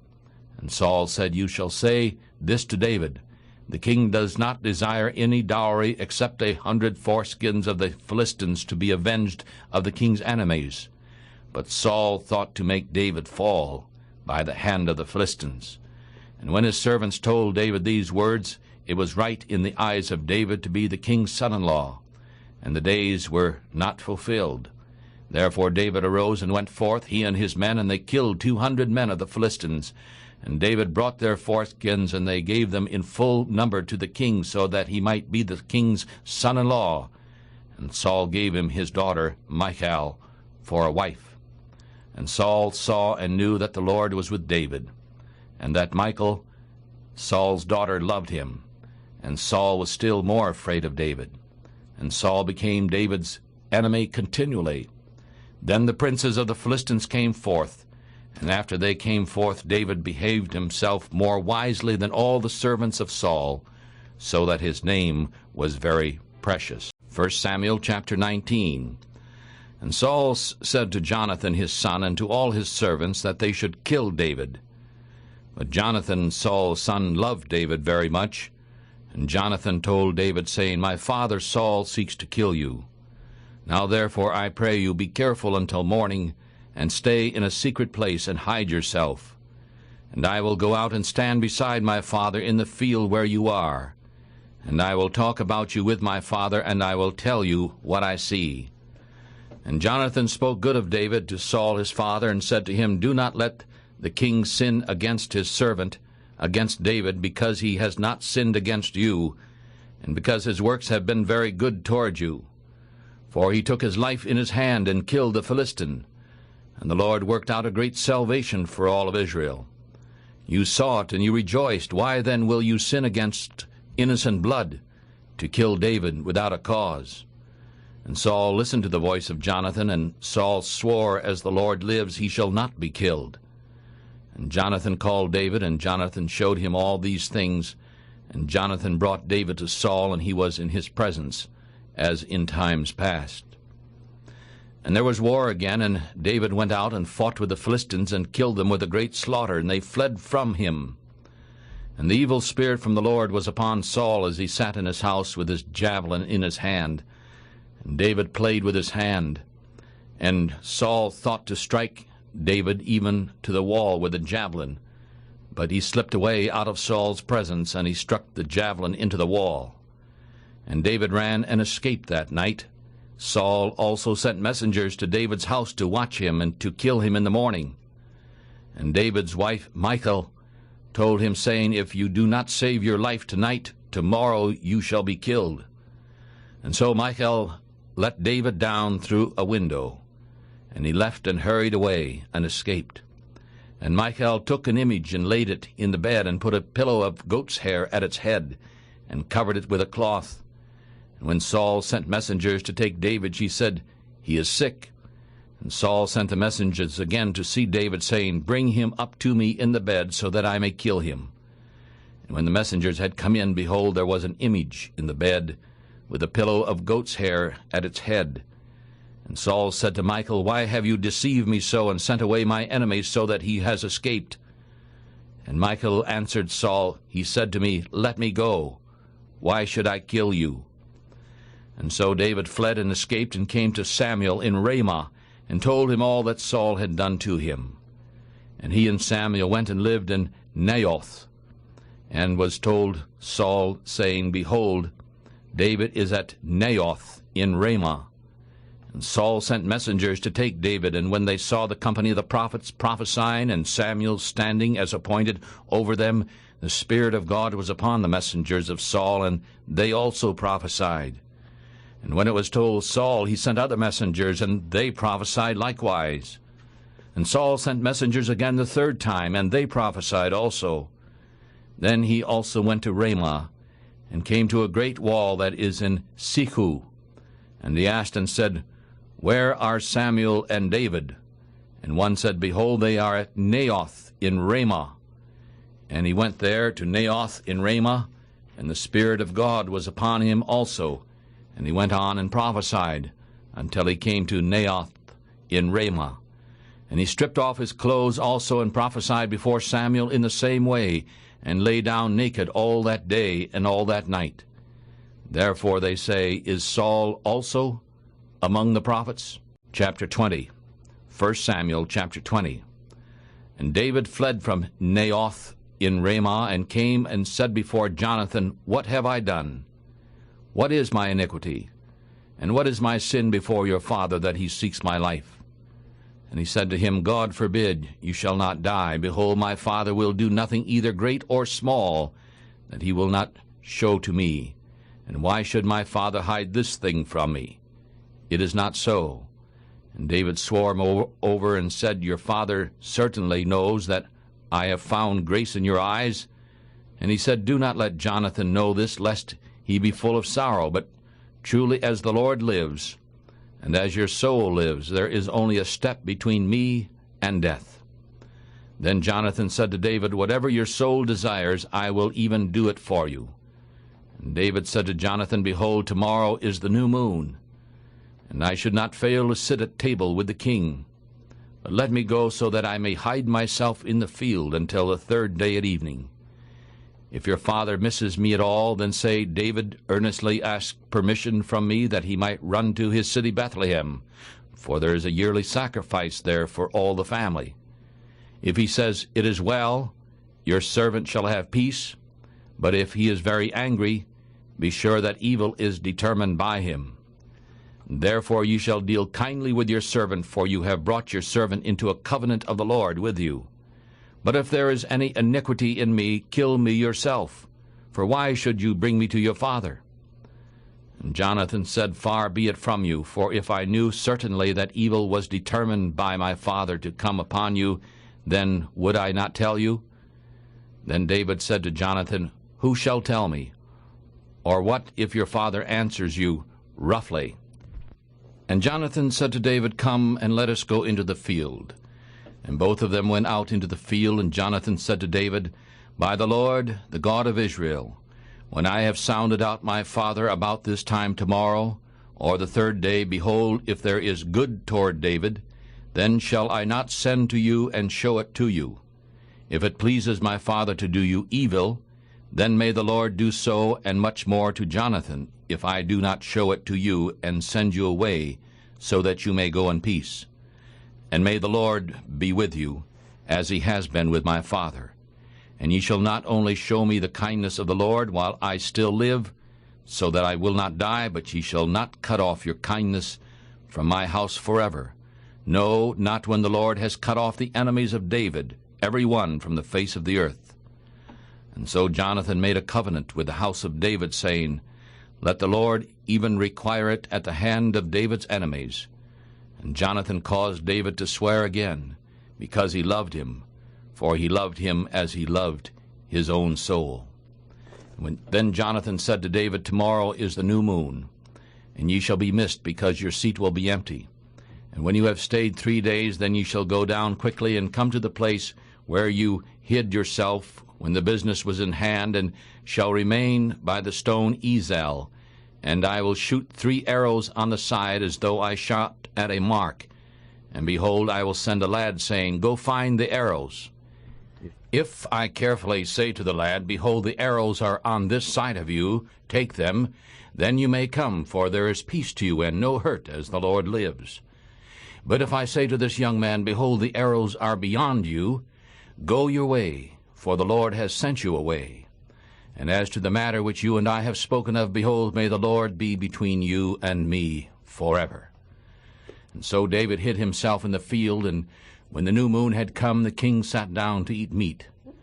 And the king sat upon his seat, as at other times, upon a seat by the wall. And Jonathan arose, and Abner sat by Saul's side, and David's place was empty. Nevertheless Saul did not speak anything that day, for he thought, Something has befallen him, so that he is not clean. Surely he is not clean. And on the next day, the 2nd of the month, David's place was empty, and Saul said to his son Jonathan, Why does the son of Jesse not come to eat, neither yesterday nor today? And Jonathan answered Saul, David earnestly asked of me to go to Bethlehem. And he said, Let me go, I pray you, for our family has a sacrifice in the city, and my brother has commanded me to be there. And now if I have found favor in your eyes, I pray you, let me get away and see my brothers. Therefore he does not come to the king's table. Then Saul's anger was kindled against Jonathan, and he said to him, You son of a perverse, rebellious woman, do I not know that you have chosen the son of Jesse to your own confusion, and to the shame of your mother's nakedness? For as long as the son of Jesse lives upon the earth, you shall not be established, nor your kingdom. Therefore now send and bring him to me, for he shall surely die. And Jonathan answered Saul his father, and said to him, Why shall he be killed? What has he done? And Saul threw a javelin at him to strike him. And by this Jonathan knew that his father was determined to kill David. And so Jonathan rose from the table in fierce anger, and ate no meat the 2nd day of the month, for he was grieved for David, because the father had done him shame. And in the morning Jonathan went out into the field at the time appointed with David, and a little lad was with him. And he said to this lad, Run now, and find the arrows which I shoot. And as the lad ran, he shot an arrow behind him. And when the lad had come to the place of the arrow which Jonathan had shot, Jonathan cried after the lad and said, Is not the arrow beyond you? And Jonathan cried after the lad, Make speed and hurry, do not wait. And Jonathan's lad gathered up the arrows and came to his master. But the lad did not know anything. Only Jonathan and David knew the matter. And Jonathan gave his weapons to his lad and said to him, Go carry them to the city. And as soon as the lad had gone, David rose out of a place toward the south and fell upon his face to the ground. and bowed himself 3 times, and they kissed one another, and wept with one another, until David checked himself. And Jonathan said to David, Go in peace, because you have sworn in the name of the Lord, saying, The Lord be between me and you, between my seed and your seed forever. And he rose and went away, and Jonathan went into the city. Chapter 21. 1 Samuel chapter 21. Then David came to Nob, to Ahimelech the priest, and Ahimelech was afraid at the meeting of David, and said to him, Why are you alone, and no man with you? And David said to Ahimelech the priest, The king has commanded me a business, and has said to me, Let no man know of the business about which I send you, and what I have commanded you. And I have sent servants to such and such a place. Now therefore, what is under your hand? Give me 5 loaves of bread in my hand, or what there is to be found. And the priest answered David and said, There is no common bread under my hand, but there is holy bread, if the young men have kept themselves at least from women. And David answered the priest and said to him, Truly women have been kept from us for about 3 days, since I came out, and the vessels of the young men are holy, and in a way the bread is common, the more so since today there are other loaves to be made holy in the vessel. And so the priest gave him holy bread, for there was no bread there but the showbread that was taken from before the Lord, in order to put hot bread in on the day when it was taken away.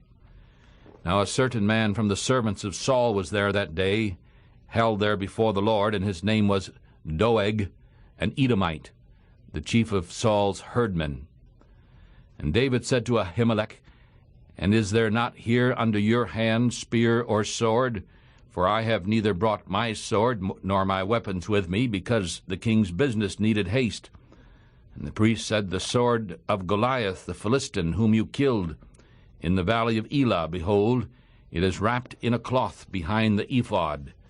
If you will take that, take it, for there is no other except that one here. And David said, There is none like that. Give it to me. So David arose and fled that day for fear of Saul, and went to Achish the king of Gath. And the servants of Achish said to him, Is not this David the king of the land? Did they not sing to one another of him in dances, saying, Saul has slain his thousands, and David his 10,000s?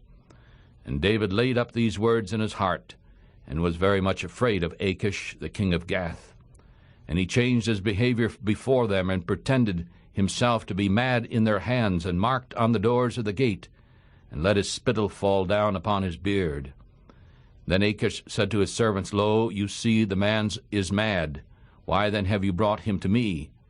Do I have need of madmen, that you have brought this one to play the madman in my presence? Shall this fellow come into my house? Chapter 22. David therefore left there and escaped to the cave of Adullam. And when his brothers and all his father's house heard it, they went down there to him, and every one who was in distress, and every one who was in debt, and every one who was bitter of soul gathered themselves to him. And he became a captain over them, and there were about 400 men with him. And David went from there to Mizpah of Moab. And he said to the king of Moab, I pray you, let my father and my mother come forth, and be with you until I know what God will do for me. And he brought them before the king of Moab, and they lived with him all the time that David was in the hold. And the prophet Gad said to David, Do not stay in the hold, leave and go into the land of Judah. And David left and came into the forest of Hareth. When Saul heard that David was discovered, and the men that were with him, now Saul abode in Gibeah under a tree in Ramah, having his spear in his hand, and all his servants were standing about him.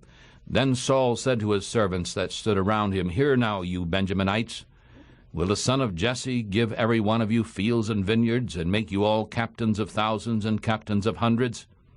How is it that all of you have conspired against me, and none have shown me that my son has made a covenant with the son of Jesse? And none of you is sorry for me, or shows to me that my son has stirred up my servant against me, to lie in wait as at this day. Then answered Doeg the Edomite, who was set over the servants of Saul, answered and said, I saw the son of Jesse coming to Nob, to Ahimelech the son of Ahitub. And he asked of the Lord for him, and gave him food, and gave him the sword of Goliath the Philistine. Then the king sent to call Ahimelech the priest, the son of Ahitub, and all his father's house, the priests that were in Nob. And they came all of them to the king, and Saul said, Hear now, you son of Ahitub. And he answered, Here I am, my lord. And Saul said to him, Why have you conspired against me, you and the son of Jesse, in that you have given him bread and a sword, and have asked of God for him, that he should rise against me to lie in wait, as at that day? Then Ahimelech answered the king and said, And who is so faithful among all your servants as David? Who is the king's son-in-law? And who goes at your bidding, and who is honorable in your house? Did I then begin to ask of God for him? Be it far from me. Do not let the king charge anything to his servant, nor to all the house of my father. For your servant knew nothing of all this, more or less. And the king said, Ahimelech, you shall surely die, you and all your father's house. And the king said to the guard that stood around him, Turn and kill the priest of the Lord, because your hand also is with David, and because they knew when he fled and did not show it to me. But the servants of the king would not put forth their hand to fall upon the priests of the Lord. And the king said to Doeg, You turn and fall upon the priests. And Doeg the Edomite turned, and he fell upon the priest, and on that day he killed 85 persons who wore a linen ephod. And he struck Nob, the city of the priests, with the edge of the sword, both men and women, children and babes, and oxen and asses, and sheep with the edge of the sword. And one of the sons of Ahimelech, the son of Ahitub, named Abiathar, escaped, and fled after David. And Abiathar showed David that Saul had slain the Lord's priests. And David said to Abiathar, I knew that day, when Doeg the Edomite was there, that he would surely tell Saul, I have caused the death of all the persons of your father's house. You stay with me and do not fear, for he who seeks my life seeks your life. But you shall be in safekeeping with me. 1 Samuel chapter 23. Then they told David, saying, Behold, the Philistines fight against Keilah, and they rob the threshing floors. Therefore David asked of the Lord, saying, Shall I go and strike these Philistines? And the Lord said to David, Go and strike the Philistines, and save Keilah. And David's men said to him, Behold, we are afraid here in Judah. How much more than if we come to Keilah against the armies of the Philistines? Then David inquired of the Lord still again, and the Lord answered him and said, Arise, go down to Keilah, for I will deliver the Philistines into your hand. And so David and his men went to Keilah and fought with the Philistines, and they brought away their cattle and struck them with a great slaughter. And so David saved the people of Keilah. And when Abiathar the son of Ahimelech fled to David to Keilah, he came down with an ephod in his hand. And it was told Saul that David had come to Keilah. And Saul said, God has delivered him into my hands, for he is shut in by entering into a town that has gates and bars. And Saul called all the people together to war to go down to Keilah to besiege David and his men. And David knew that Saul secretly planned evil against him, and he said to Abiathar the priest, Bring the ephod here. Then David said, O Lord God of Israel, thy servant has surely heard that Saul seeks to come to Keilah, to destroy the city for my sake. Will the men of Keilah deliver me up into his hand? Will Saul come down as thy servant has heard? O Lord God of Israel, I beg of thee, tell thy servant. And the Lord said, He will come down. Then David said, Will the men of Keilah deliver me and my men into the hand of Saul? And the Lord said, They will deliver you. Then David and his men, about 600, arose and departed out of Keilah, and went wherever they could go. And it was told to Saul that David had escaped from Keilah, and he did not go forth. And David stayed in the wilderness in strongholds, and remained in a mountain in the wilderness of Zuph. And Saul looked for him every day, but God did not deliver him into his hand. And David saw that Saul had come out to seek his life, and David was in the wilderness of Zuph, in a woods. And Jonathan, Saul's son, arose and went to David into the woods, and strengthened his hand in God. And he said to him, Do not fear, For the hand of Saul my father shall not find you, and you shall be king over Israel, and I shall be next to you. And my father Saul knows that also. And the two of them made a covenant before the Lord, and David stayed in the woods, and Jonathan went to his house. Then the men of Zuph came up to Saul to Gibeah, saying, Does not David hide himself with us in strongholds in the woods, in the hill of Hakala, which is in the south of Jeshimon? Now therefore, O king, come down according to all the desire of your soul to come down. And our part is to deliver him into the king's hands. And Saul said, Blessed are you from the Lord, for you have pity on me. I pray you, go prepare still more, and know and see the place where his foot is, and who has seen him there. For I am told that he deals very wisely. Watch therefore, and take knowledge of all the lurking places where he hides himself, and then come to me again with a certainty. And I will go with you, and if he is in the land, I will search him out throughout all the thousands of Judah. And they arose and went to Zuph before Saul, but David and his men were in the wilderness of Maon, in the plain of the south of Jeshimon. Saul and his men went also to look for him, and they told David. Therefore he came down from the rock and stayed in the wilderness of Maon. When Saul heard, he followed after David in the wilderness of Maon, and Saul went on this side of the mountain, and David and his men on that side of the mountain. And David hurried to get away for fear of Saul, for Saul and his men surrounded David and all his men round about to take them. But there came a messenger to Saul, saying, Hurry and come, for the Philistines have invaded the land. Therefore Saul returned from pursuing after David, and went against the Philistines. Therefore they call that place Silaham Malikoth. And David went up from there and lived in strongholds in En-gedi. 1 Samuel chapter 24. And when Saul had returned from following the Philistines, it was told him, saying, Behold, David is in the wilderness of En-gedi. Then Saul took 3,000 chosen men out of all of Israel, and went to seek David and his men upon the rocks of the wild goats. And he came to the sheepcotes by the way, where there was a cave, and Saul went in to cover his feet. And David and his men remained inside of the cave. And the men of David said to him, Behold, this is the day of which the Lord said to you, Behold, I will deliver your enemy into your hand, so that you may do to him as it shall seem good to you. Then David arose and cut off the skirt of Saul's robe secretly. And afterward David's heart struck him, because he had cut off Saul's skirt. And he said to his men, The Lord forbid that I should do this thing unto my master, the Lord's anointed, to stretch forth my hand against him, since he is the anointed of the Lord. And so David cut off his servants with these words, and did not allow them to rise against Saul. But Saul rose up out of the cave and went on his way. And David also rose afterward and went out of the cave, and cried after Saul, saying, My lord, the king. And when Saul looked behind him, David stooped with his face to the earth and bowed himself. And David said to Saul, Why do you hear man's words, saying, Behold, David seeks your hurt? Behold, your eyes have seen this day how the Lord has delivered you today into my hand in the cave. And some urged me to kill you, but my eye spared you, and I said, I will not put forth my hand against my Lord, for he is the Lord's anointed. Moreover, my father, see the skirt of your robe in my hand. For in that I cut off the skirt of your robe and did not kill you, you know and see that there is neither evil nor transgression in my hand, and I have not sinned against you. Yet you hunt my soul to take it. May the Lord judge between me and you, and may the Lord avenge me of you.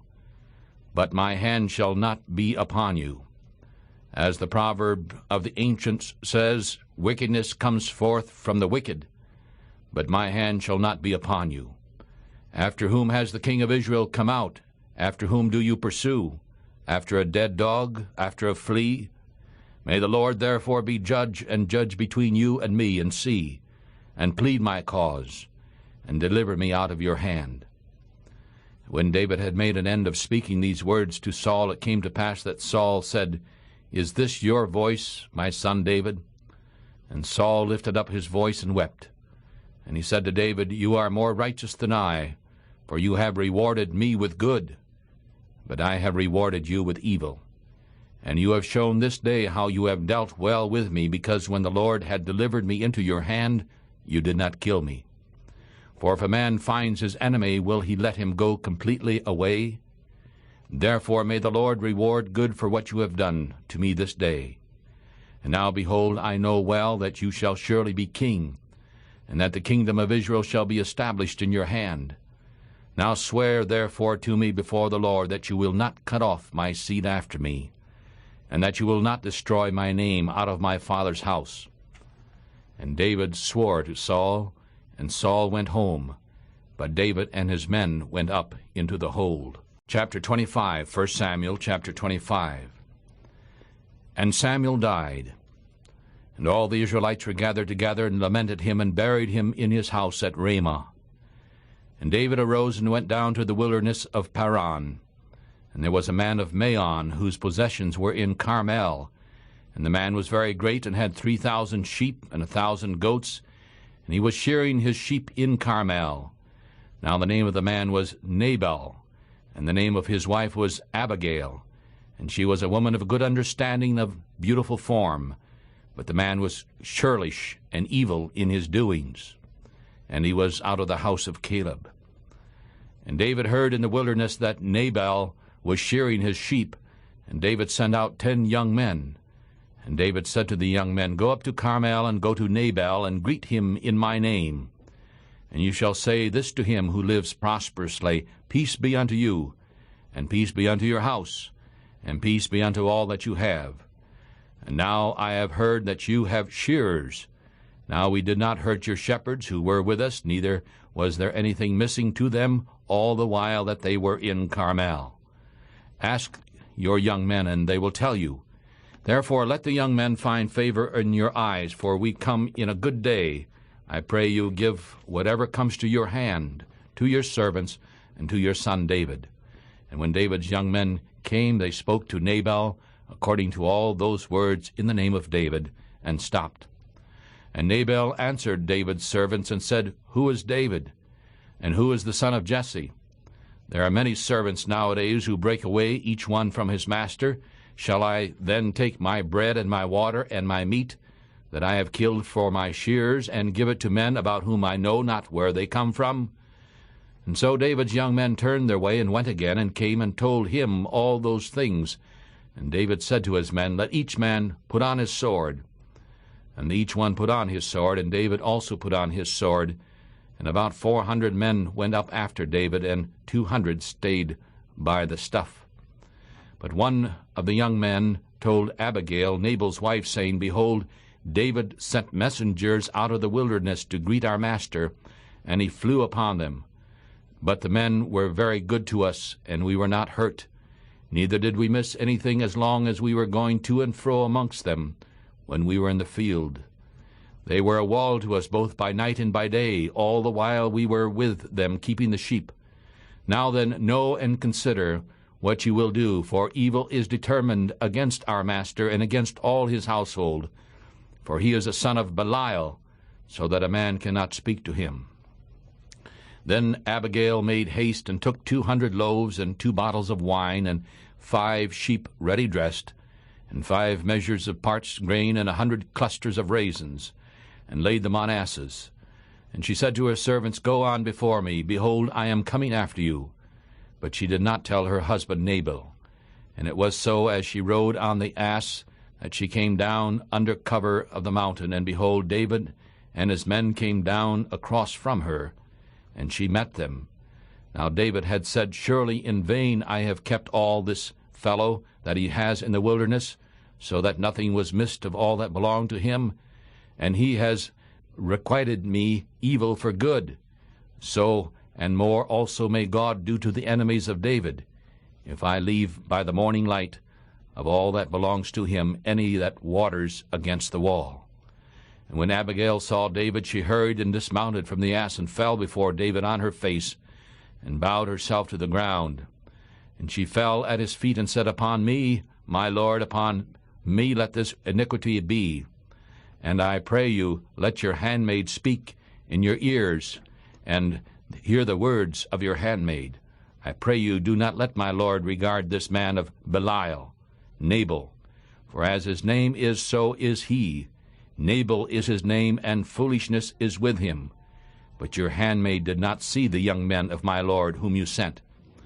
Now therefore, my Lord, as the Lord lives, and as your soul lives, since the Lord has withheld you from coming to shed blood, and from avenging yourself with your own hand, now let your enemies, and those that seek to do evil to my Lord, be as Nabal. Now this present which your handmaid has brought to my Lord, let it even be given to the young men who follow my Lord. I beg you to forgive the trespass of your handmaid, for the Lord will certainly make a sure house for my Lord, because my Lord fights the battles of the Lord, and evil has not been found in you all your days. Yet a man has risen to pursue you and to seek your soul, but the soul of my Lord shall be bound in the bundle of life with the Lord your God. And the souls of your enemies, them shall he sling out, as out of the middle of a sling. And when the Lord has done to my Lord according to all the good that he has spoken concerning you, and shall have made you ruler over Israel, this shall be no stumbling to you, nor offense of heart to my Lord, either that you have shed blood without cause, or that my Lord has avenged himself. But when the Lord shall have dealt well with my Lord, then remember your handmaid. And David said to Abigail, Blessed be the Lord God of Israel, who sent you this day to meet me. And blessed is your advice, and blessed are you who have kept me from coming this day to shed blood, and from avenging myself of my own hand. For truly as the Lord God of Israel lives, who has kept me back from hurting you, unless you had hurried and come to meet me, surely there would not have been left to Nabal by the morning light any that waters against the wall. And so David received from her hand that which she had brought him, and said to her, Go up in peace to your house. See, I have listened to your voice, and have accepted your person. And Abigail came to Nabal, and behold, he held a feast in his house like the feast of a king. And Nabal's heart was merry within him, for he was very drunk. And therefore she did not tell him anything more or less until the morning light. But in the morning, when the wine had gone out of Nabal, and his wife had told him these things, his heart died within him, and he became like a stone. And about 10 days afterward the Lord struck Nabal, so that he died. And when David heard that Nabal was dead, he said, Blessed is the Lord, who has pleaded the cause of my reproach from the hand of Nabal, and has kept his servant from evil. For the Lord has returned the wickedness of Nabal upon his own head. And David sent and spoke with Abigail to make her to him for a wife. And when the servants of David had come to Abigail at Carmel, they spoke to her, saying, David sent us to you to take you to him for a wife. And she arose and bowed herself on the face of the earth, and said, Behold, let your handmaid be a servant to wash the feet of the servants of my Lord. And Abigail hurried and arose, and rode upon an ass with 5 of her maidens who went after her. And she followed the messengers of David, and became his wife.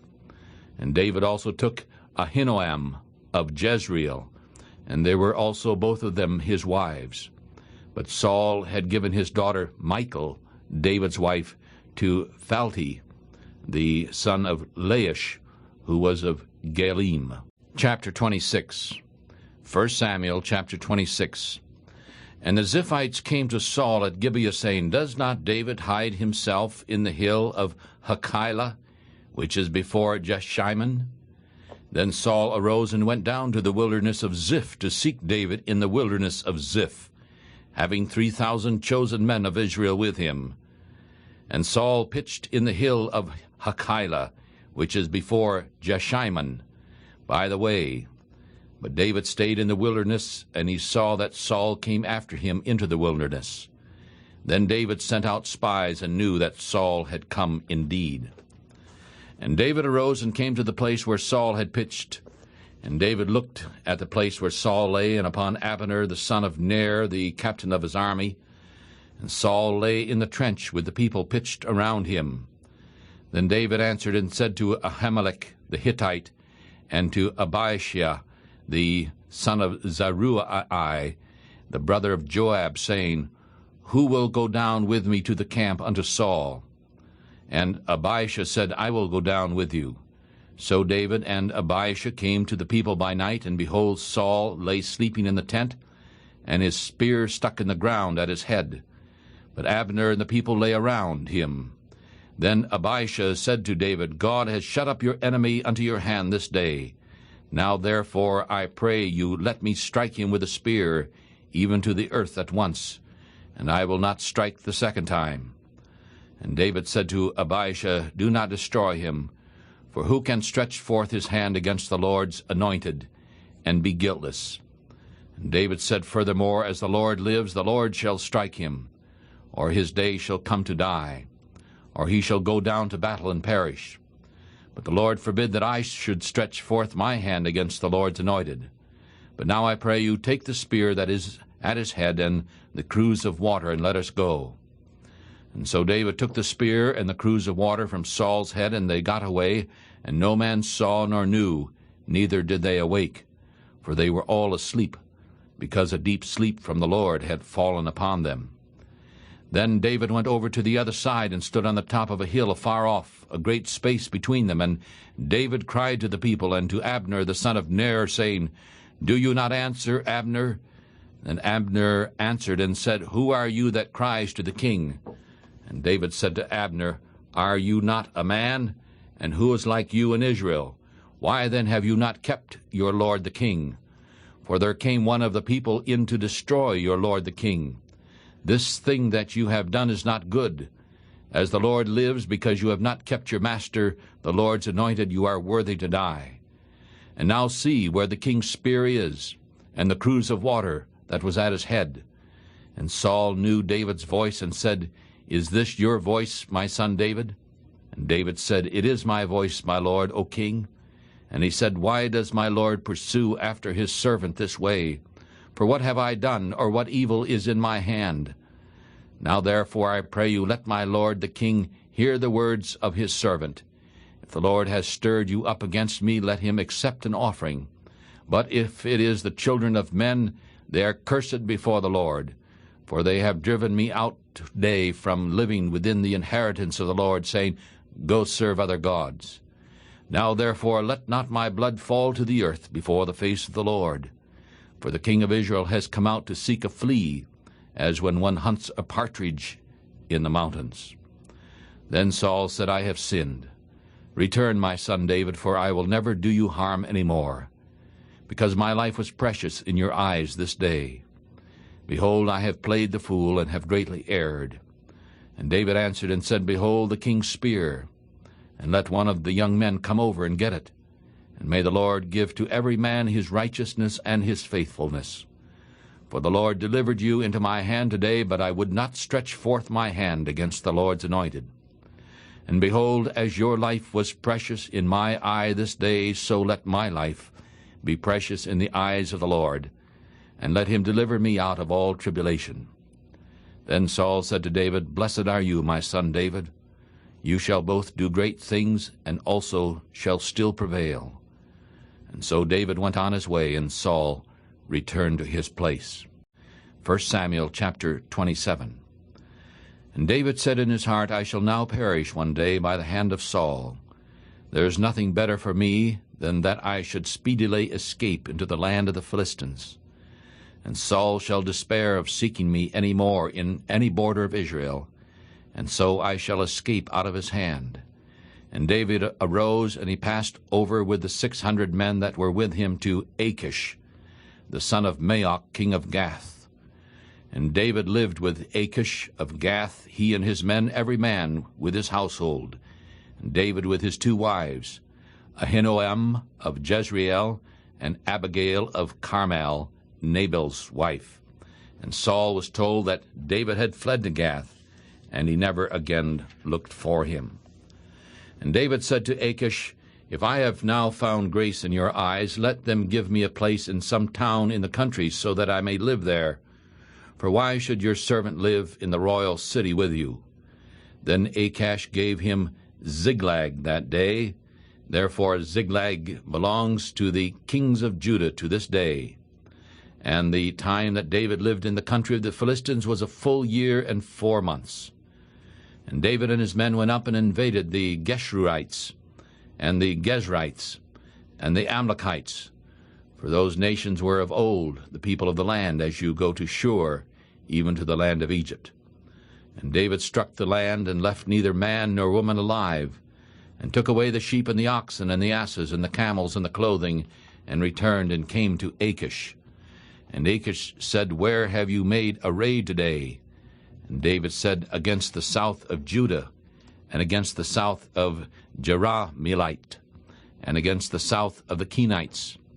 And David saved neither man nor woman alive, to bring tidings to Gath, saying, lest they should tell on us, saying, "This is what David did, and so will be his manner all the while he lives in the country of the Philistines." And Achish believed David, saying, "He has made his people Israel utterly hate him. Therefore he shall be my servant forever." Chapter 28, 1 Samuel chapter 28. And in those days the Philistines gathered their armies together for war to fight with Israel. And Achish said to David, "You surely know that you shall go with me to battle, you and your men." And David said to Achish, "Surely you shall know what your servants can do." And Achish said to David, "Therefore I will make you keeper of my head forever." Now Samuel was dead, and all Israel had mourned him and buried him in Ramah, even in his own city. And Saul had put away those that had familiar spirits and the wizards out of the land. And the Philistines gathered themselves together and came and pitched in Shunem. And Saul gathered all Israel together, and they pitched in Gilboa. And when Saul saw the army of the Philistines, he was afraid, and his heart greatly trembled. And when Saul inquired of the Lord did not answer him, neither by dreams, nor by Urim, nor by prophets. Then Saul said to his servant, "Seek me a woman who has a familiar spirit, so that I may go to her and inquire of her." And her servant said to him, "Behold, there is a woman who has a familiar spirit at Endor." And Saul disguised himself and put on other clothing, and he went, and the 2 men went with him. And they came to the woman by night, and he said, "I pray you, divine to me by the familiar spirit, and bring me up the man whom I shall name to you." And the woman said, "You know what Saul has done, how he has cut off those that have familiar spirits and the wizards out of the land. Why then do you lay a snare for my life to cause me to die?" And Saul swore to her by the Lord, saying, "As the Lord lives, there shall no punishment happen to you for this thing." Then the woman said, "Whom shall I bring up to you?" And he said, "Bring me up Samuel." And when the woman saw Samuel, she cried with a loud voice. And the woman spoke to Saul, saying, "Why have you deceived me? For you are Saul." And the king said to her, "Do not be afraid, for what did you see?" And the woman said to Saul, "I saw gods coming up out of the earth." And he said to her, "What is his form?" And she said, "An old man comes up, and he is covered with a cloak." And Saul said that it was Samuel. And he stooped with his face to the ground, and bowed himself. And Samuel said to Saul, "Why have you disturbed me to bring me up?" And Saul answered, "I am grievously distressed, for the Philistines are warring against me. And God has left me, and does not answer me any more, neither by prophets nor by dreams. Therefore I have called you, so that you may make known to me what I should do." And Samuel said, "Why then do you ask me, since the Lord has left you and has become your enemy? And the Lord has done for himself as he spoke by me, for the Lord has torn the kingdom out of your hand, and has given it to your neighbor, to David, because you did not obey the voice of the Lord, nor execute his fierce wrath upon Amalek. Therefore the Lord has done this thing to you now. Moreover, the Lord will also deliver Israel with you into the hand of the Philistines. And tomorrow you and your son shall be with me. And the Lord also shall deliver the army of Israel into the hands of the Philistines." Then Saul immediately fell headlong upon the earth, and was sorely afraid because of the words of Samuel. and there was no strength in him, for he had eaten no bread all day, nor all night. And the woman came to Saul, and saw that he was sorely troubled, and said to him, Behold, your handmaid has obeyed your voice, and I have put my life in my hand, and have listened to your words which you spoke unto me. Now therefore, I pray you, listen also to the voice of your handmaid, and let me set a bit of bread before you, and eat, so that you may have strength when you go on your way. But he refused, and said, I will not eat. But his servants, together with the woman, urged him, and he listened to their voice. And so he arose from the earth, and sat upon the bed. And the woman had a fat calf in the house, and she hurried and killed it, and took flour, and kneaded it, and baked unleavened bread with it. And she brought it before Saul and before his servants, and they ate. And then they rose up and went away that night. Chapter 29, 1 Samuel chapter 29. Now the Philistines gathered together all their armies to Aphek, and the Israelites pitched by a fountain which is in Jezreel. And the lords of the Philistines passed on by hundreds and by thousands, but David and his men passed on in the rear with Achish. Then the princes of the Philistines said, What are these Hebrews doing here? And Achish said to the princes of the Philistines, Is not this David, the servant of Saul, the king of Israel, who has been with me these days, or these years, and I have found no fault in him since he fell to me until this day? And the princes of the Philistines were angry with him, and the princes of the Philistines said to him, Make this fellow return, so that he may go again to his place which you have marked out for him. And do not let him go down with us to battle, lest in the battle he become an enemy to us. For with what should he reconcile himself to his master? Should it not be with the heads of these men? Is not this David of whom they sang to one another in dances, saying, Saul killed his thousands, and David his 10,000s? Then Achish called David and said to him, Surely as the Lord lives, you have been upright, and your going out and your coming in with me in the army is good in my sight. For I have not found evil in you since the day of your coming to me until this day. Nevertheless the lords do not favor you. Therefore return now and go in peace, so that you do not displease the Lord of the Philistines. And David said to Achish, But what have I done? And what have you found in your servant so long as I have been with you to this day, that I may not go fight against the enemies of my lord the king? And Achish answered and said to David, I know that you are good in my sight, like an angel of God, but the princes of the Philistines have said, He shall not go up with us to the battle. Therefore now rise up early in the morning with your master's servants, who have come with you, and as soon as you are up early in the morning and have light, depart. And so David and his men rose up early to leave in the morning, to return into the land of the Philistines. And the Philistines went up to Jezreel. Chapter 30, 1 Samuel, chapter 30. And when David and his men had come to Ziklag on the third day, it came to pass that the Amalekites had invaded the south and Ziklag, and had struck Ziklag, and burned it with fire. And they had taken captive the women who were in it. They did not kill any, either small or great, but carried them away, and went on their way. And so David and his men came to the city, and behold, it was burned with fire. And their wives and their sons and their daughters had been taken captive. Then David and the women who were with him lifted up their voice and wept, until they had no more power to weep. And David's 2 wives had been taken captive, Ahinoam of Jezreel, and Abigail the wife of Nabal of Carmel. And David was greatly distressed, for the people spoke of stoning him, because the soul of all the people was grieved, each one for his sons and for his daughters. But David encouraged himself in the Lord his God. And David said to Abiathar the priest, Abimelech's son, I pray you, bring the ephod here to me. And Abiathar brought the ephod there to David, and David inquired of the Lord, saying, Shall I go after this troop? Shall I overtake them? And he answered him, Go, for you shall surely overtake them, and without fail will recover all.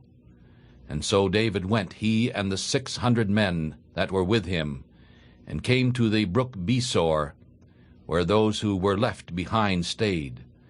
But David pursued, he and the 400 men. For 200 stayed behind, who were so faint that they could not go over the brook Besor.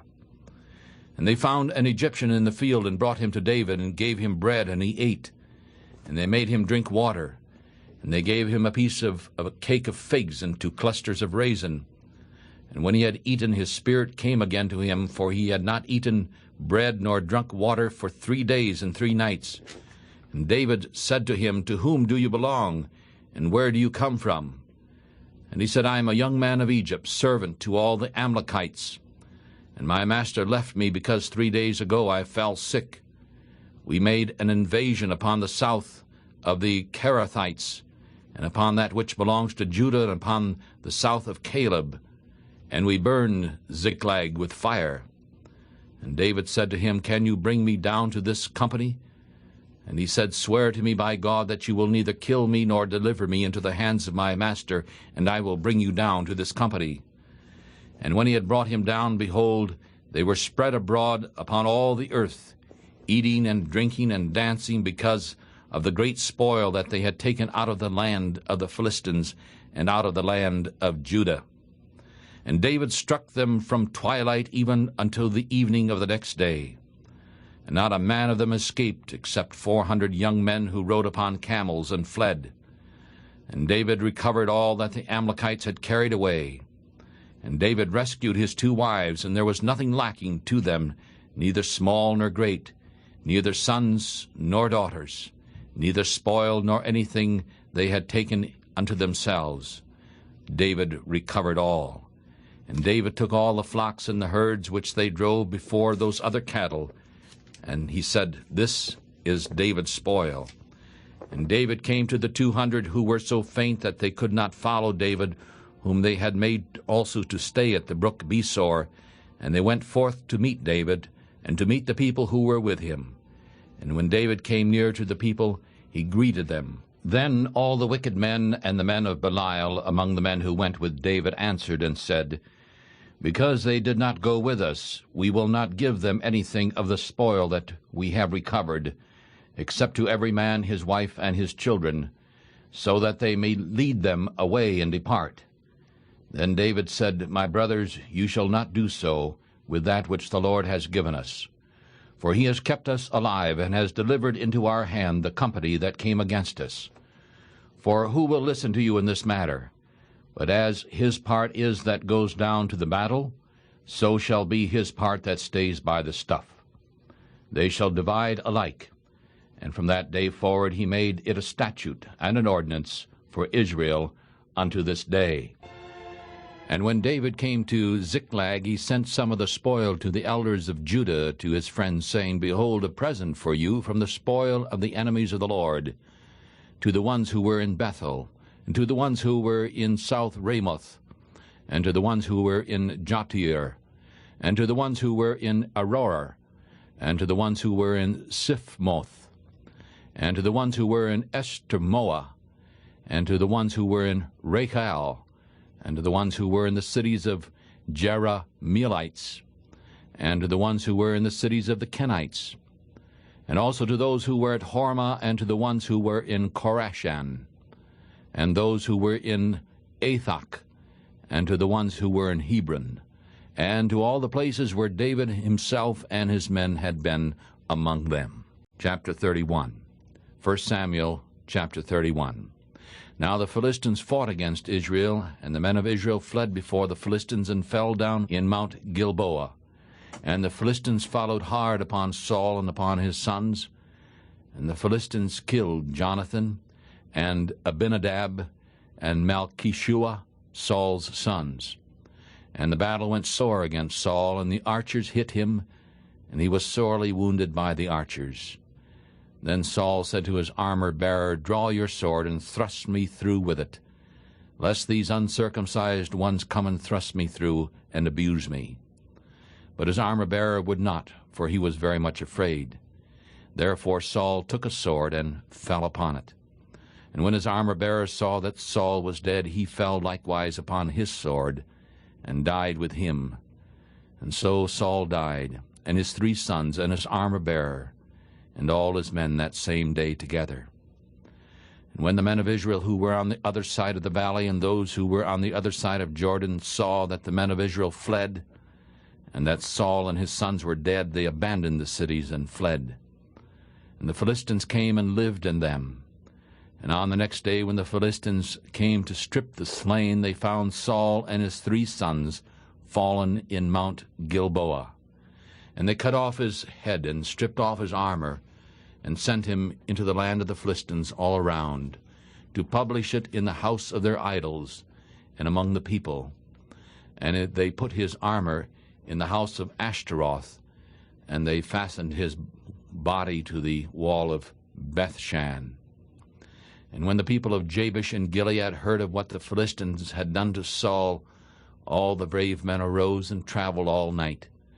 And they took the body of Saul and the bodies of his sons from the wall of Bethshan, and came to Jabesh, and burned them there. And they took their bones and buried them under a tree at Jabesh, and fasted 7 days.